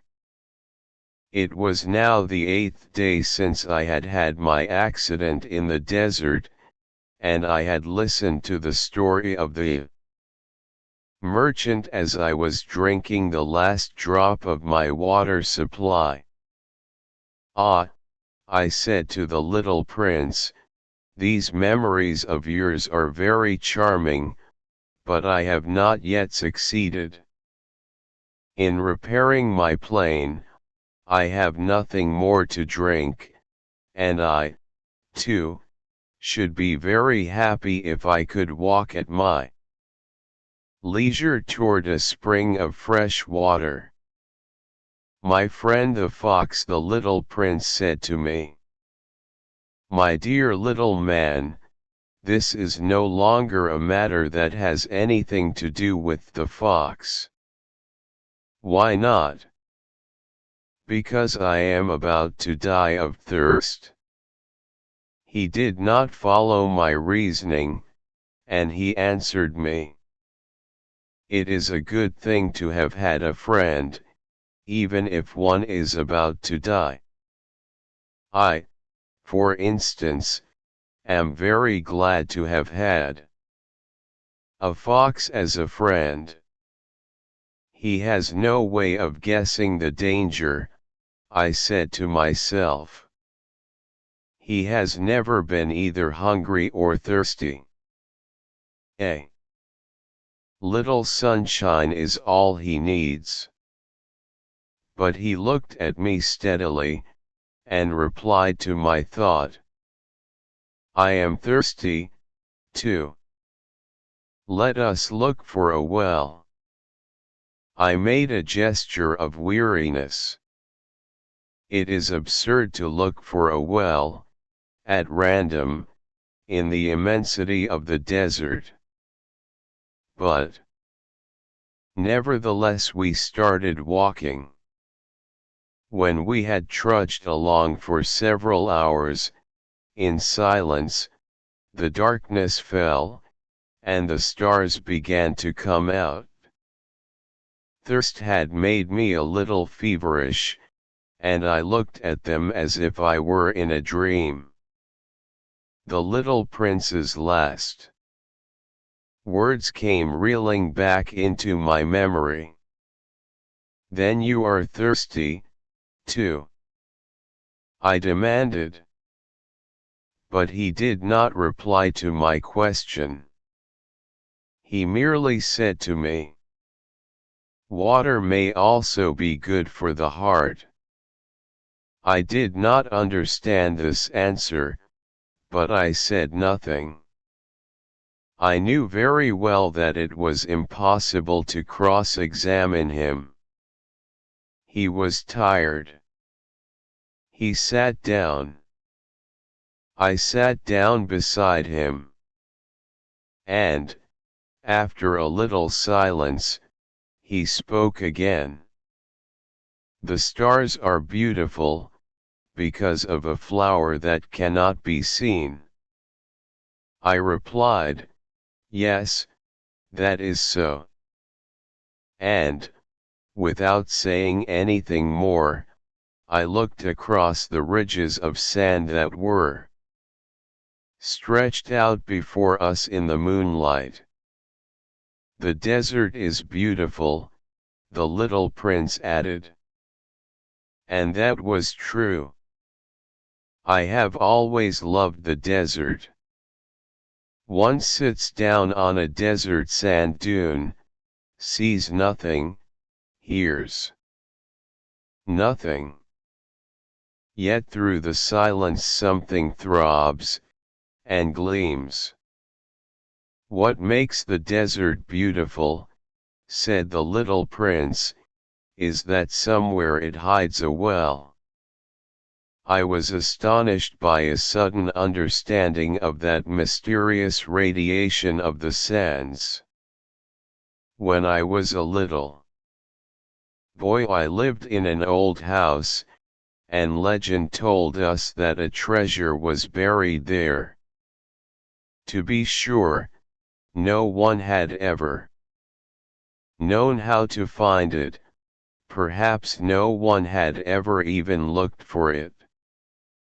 But it cast an enchantment over that house. My home was hiding a secret in the depths of its heart.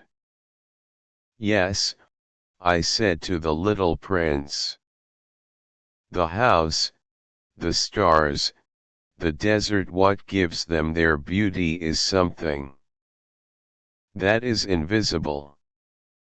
I am glad, he said, that you agree with my fox.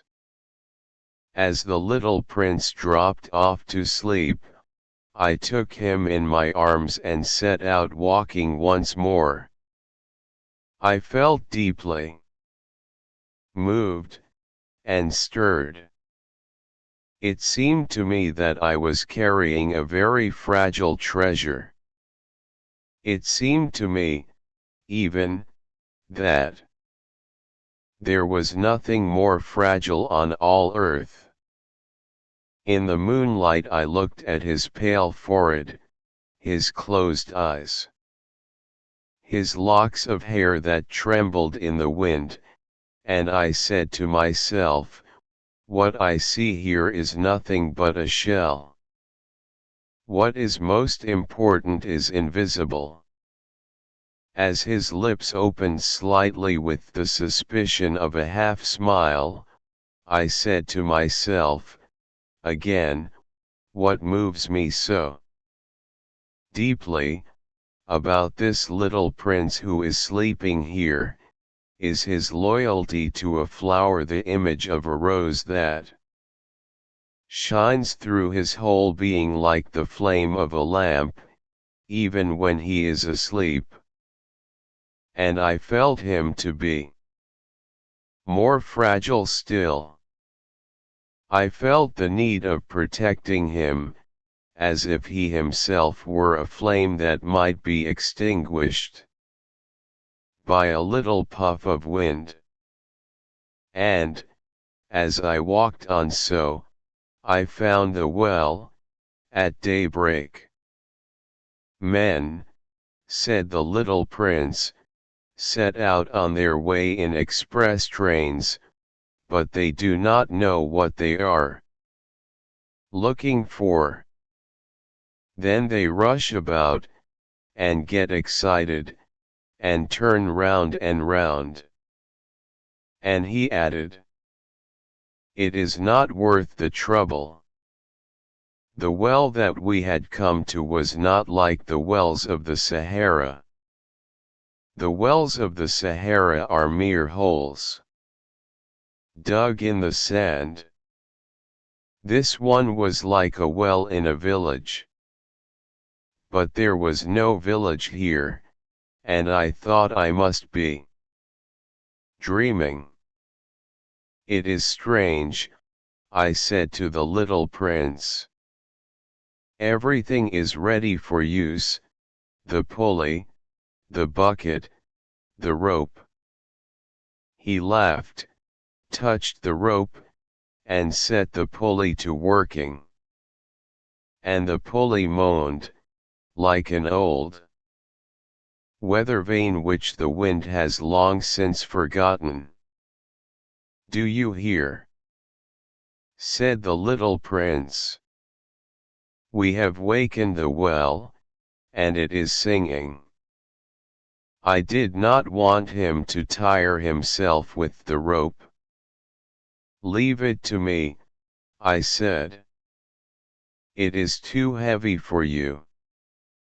I hoisted the bucket slowly to the edge of the well and set it there, happy, tired as I was, over my achievement. The song of the pulley was still in my ears, and I could see the sunlight shimmer in the still, trembling water. "I am thirsty for this water," said the little prince. "Give me some of it to drink." And I understood what he had been looking for. I raised the bucket to his lips. He drank, his eyes closed. It was as sweet as some special festival treat. This water was indeed a different thing from ordinary nourishment. Its sweetness was born of the walk under the stars, the song of the pulley, the effort of my arms. It was good for the heart, like a present. When I was a little boy, the lights of the Christmas tree, the music of the midnight mass, the tenderness of smiling faces, used to make up, so, the radiance of the gifts I received. "The men where you live," said the little prince, "raise 5,000 roses in the same garden, and they do not find in it what they are looking for." "They do not find it," I replied. "And yet what they are looking for could be found in one single rose, or in a little water." "Yes, that is true," I said. And the little prince added, "But the eyes are blind. One must look with the heart." I had drunk the water. I breathed easily. At sunrise the sand is the color of honey. And that honey color was making me happy, too. What brought me, then, this sense of grief? "You must keep your promise," said the little prince, softly, as he sat down beside me once more. "What promise?" "You know, a muzzle for my sheep. I am responsible for this flower." I took my rough drafts of drawings out of my pocket. The little prince looked them over, and laughed as he said, "Your baobabs, they look a little like cabbages." Oh! I had been so proud of my baobabs. "Your fox, his ears look a little like horns, and they are too long." And he laughed again. "You are not fair, little prince," I said. "I don't know how to draw anything except boa constrictors from the outside and boa constrictors from the inside." "Oh, that will be all right," he said, children understand. So then I made a pencil sketch of a muzzle. And as I gave it to him, my heart was torn.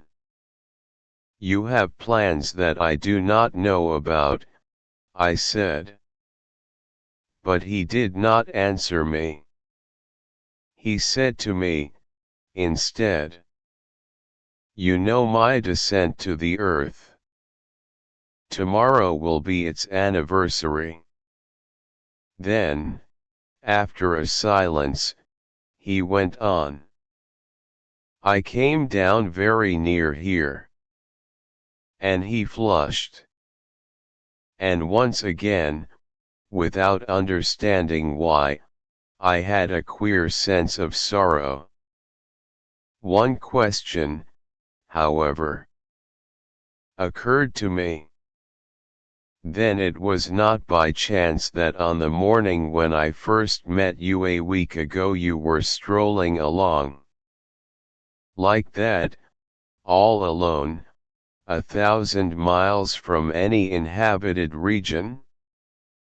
You were on your back to the place where you landed.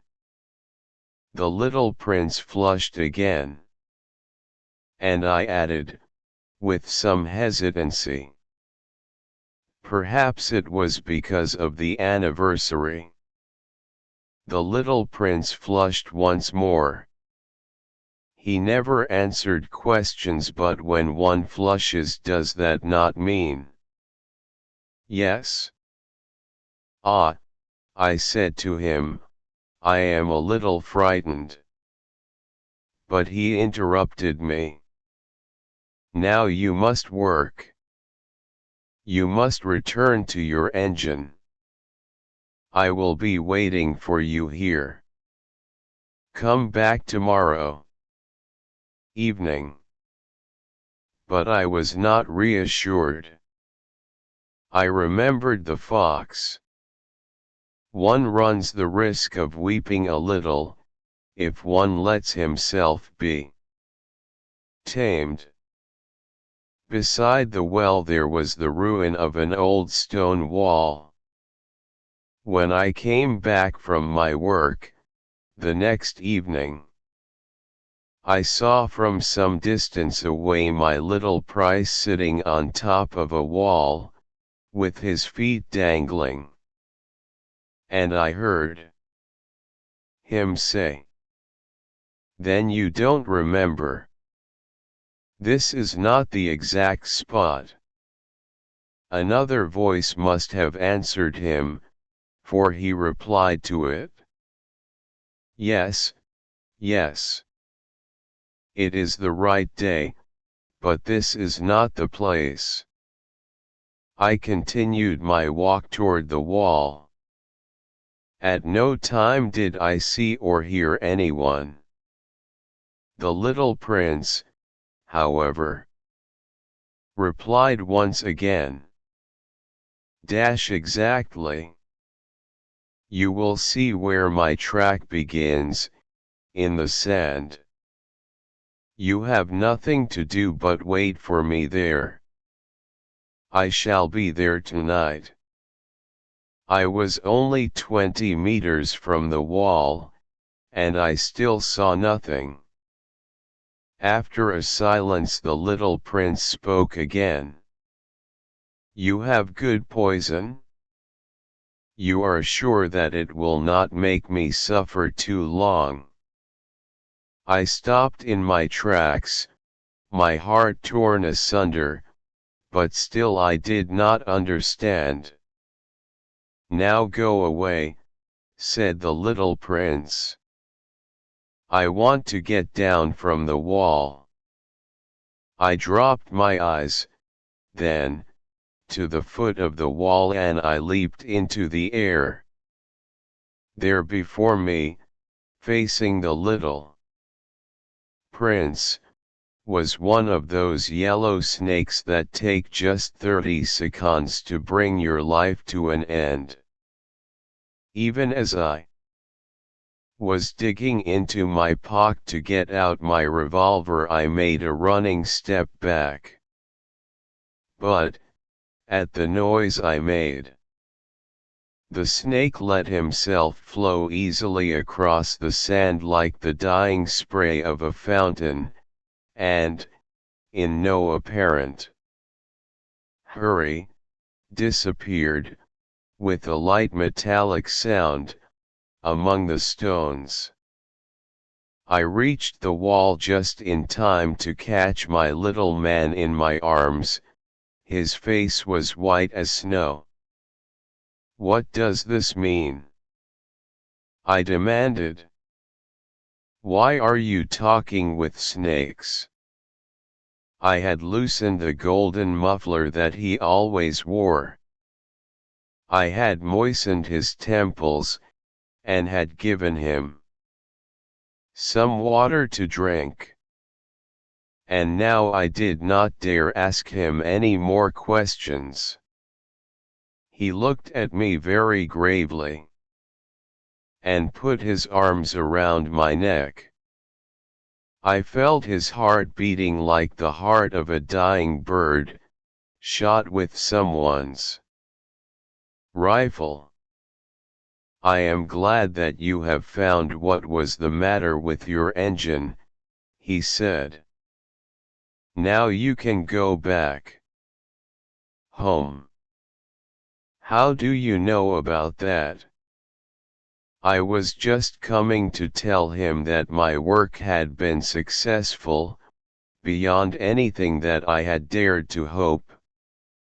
He made no answer to my question, but he added, "I, too, am going back home today."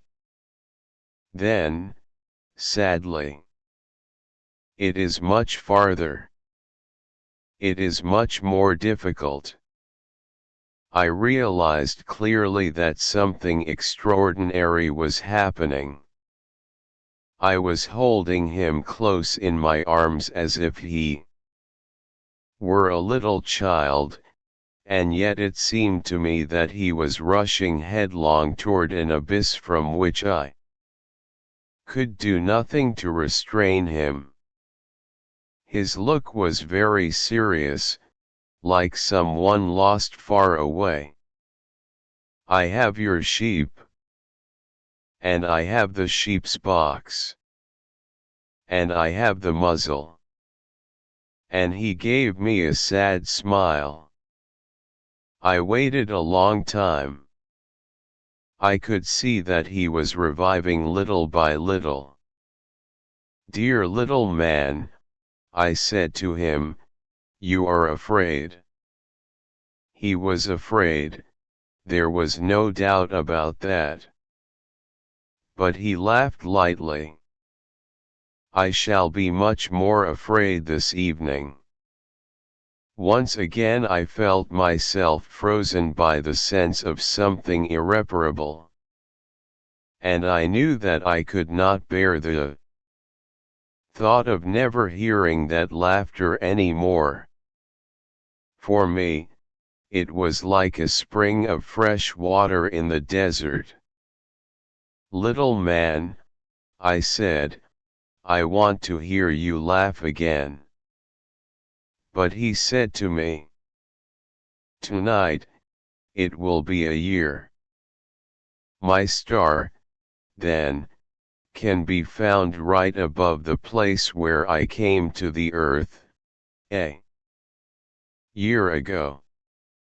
"Little man," I said, "tell me that it is only a bad dream, this affair of the snake, and the meeting place, and the star." But he did not answer my plea.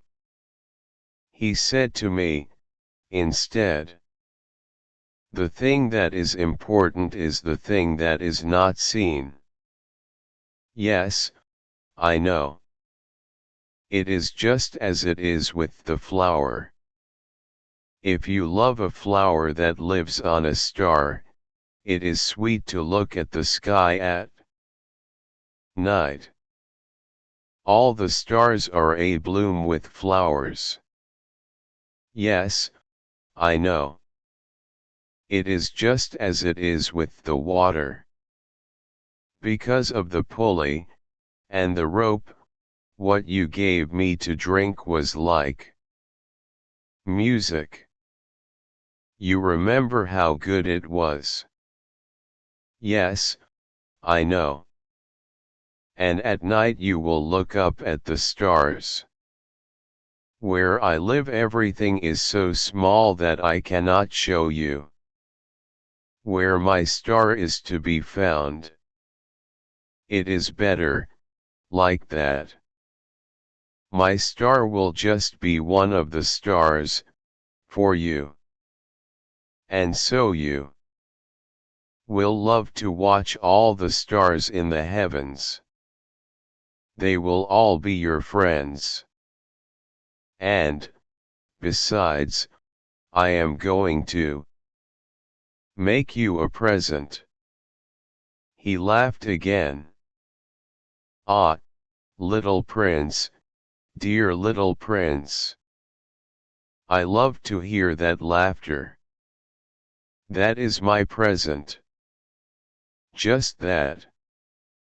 It will be as it was when we drank the water. What are you trying to say? All men have the stars, he answered, but they are not the same things for different people. For some who are travelers, the stars are guides. For others they are no more than little lights in the sky. For others who are scholars, they are problems. For my businessman they were wealth. But all these stars are silent. You alone will have the stars as no one else has them. What are you trying to say? In one of the stars I shall be living. In one of them I shall be laughing. And so it will be as if all the stars were laughing, when you look at the sky at night. You will have stars that can laugh. And he laughed again. And when your sorrow is comforted, time soothes all sorrows, you will be content that you have known me. You will always be my friend. You will want to laugh with me. And you will sometimes open your window, so, for that pleasure. And your friends will be properly astonished to see you laughing as you look up at the sky. Then you will say to them, yes, the stars always make me laugh. And they will think, you are crazy. It will be a very shabby trick that I shall have played on you. And he laughed again. It will be as if, in place of the stars, I had given you a great number of little bells that knew how to laugh. And he laughed again. Then he quickly became serious. Tonight you know. Do not come. I shall not leave you, I said. I shall look as if I were suffering. I shall look a little as if I were dying. It is like that. Do not come to see that. It is not worth the trouble. I shall not leave you. But he was worried. I tell you it is also because of the snake. He must not bite you. Snakes, they are malicious creatures. This one might bite you just for fun. I shall not leave you. But a thought came to reassure him. It is true that they have no more poison for a second bite. That night I did not see him set out on his way. He got away from me without making a sound. When I succeeded in catching up with him, he was walking along with a quick and resolute step. He said to me merely, "Ah, you are there." And he took me by the hand. But he was still worrying. "It was wrong of you to come. You will suffer. I shall look as if I were dead, and that will not be true." I said nothing. "You understand. It is too far. I cannot carry this body with me. It is too heavy." I said nothing. "But it will be like an old abandoned shell. There is nothing sad about old shells." I said nothing. He was a little discouraged. But he made one more effort. "You know, it will be very nice. I, too, shall look at the stars. All the stars will be wells with a rusty pulley. All the stars will pour out fresh water for me to drink." I said nothing. "That will be so amusing. You will have 500 million little bells, and I shall have 500 million springs of fresh water."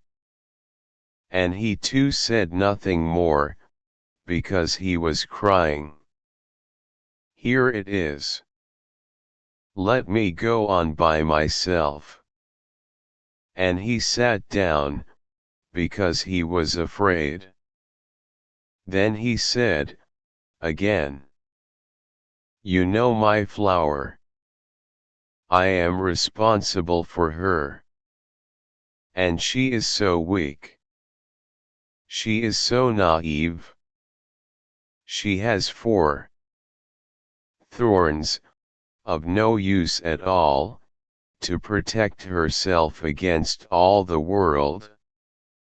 I too sat down, because I was not able to stand up any longer. "There now, that is all." He still hesitated a little, then he got up. He took one step. I could not move. There was nothing but a flash of yellow close to his ankle. He remained motionless for an instant. He did not cry out. He fell as gently as a tree falls. There was not even any sound, because of the sand. And now 6 years have already gone by. I have never yet told this story. The companions who met me on my return were well content to see me alive. I was sad, but I told them, "I am tired." Now my sorrow is comforted a little. That is to say, not entirely. But I know that he did go back to his planet, because I did not find his body at daybreak. It was not such a heavy body. And at night I love to listen to the stars. It is like 500 million little bells. But there is one extraordinary thing. When I drew the muzzle for the little prince, I forgot to add the leather strap to it. He will never have been able to fasten it on his sheep. So now I keep wondering, what is happening on his planet? Perhaps the sheep has eaten the flower. At one time I say to myself, surely not. The little prince shuts his flower under her glass globe every night, and he watches over his sheep very carefully. Then I am happy. And there is sweetness in the laughter of all the stars. But at another time I say to myself, at some moment or other one is absent-minded, and that is enough. On some one evening he forgot the glass globe, or the sheep got out, without making any noise, in the night. And then the little bells are changed to tears. Here, then, is a great mystery. For you who also love the little prince, and for me, nothing in the universe can be the same if somewhere, we do not know where, a sheep that we never saw has yes or no, eaten a rose. Look up at the sky. Ask yourselves, is it yes or no? Has the sheep eaten the flower? And you will see how everything changes. And no grown-up will ever understand that this is a matter of so much importance. This is, to me, the loveliest and saddest landscape in the world. It is the same as that on the preceding page. But I have drawn it again to impress it on your memory. It is here that the little prince appeared on earth and disappeared. Look at it carefully so that you will be sure to recognize it in case you travel someday to the African desert. And, if you should come upon this spot, please do not hurry on.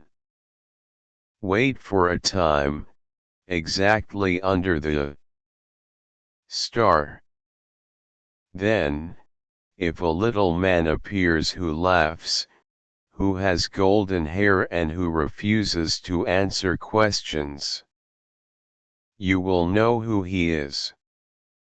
If this should happen, please comfort me.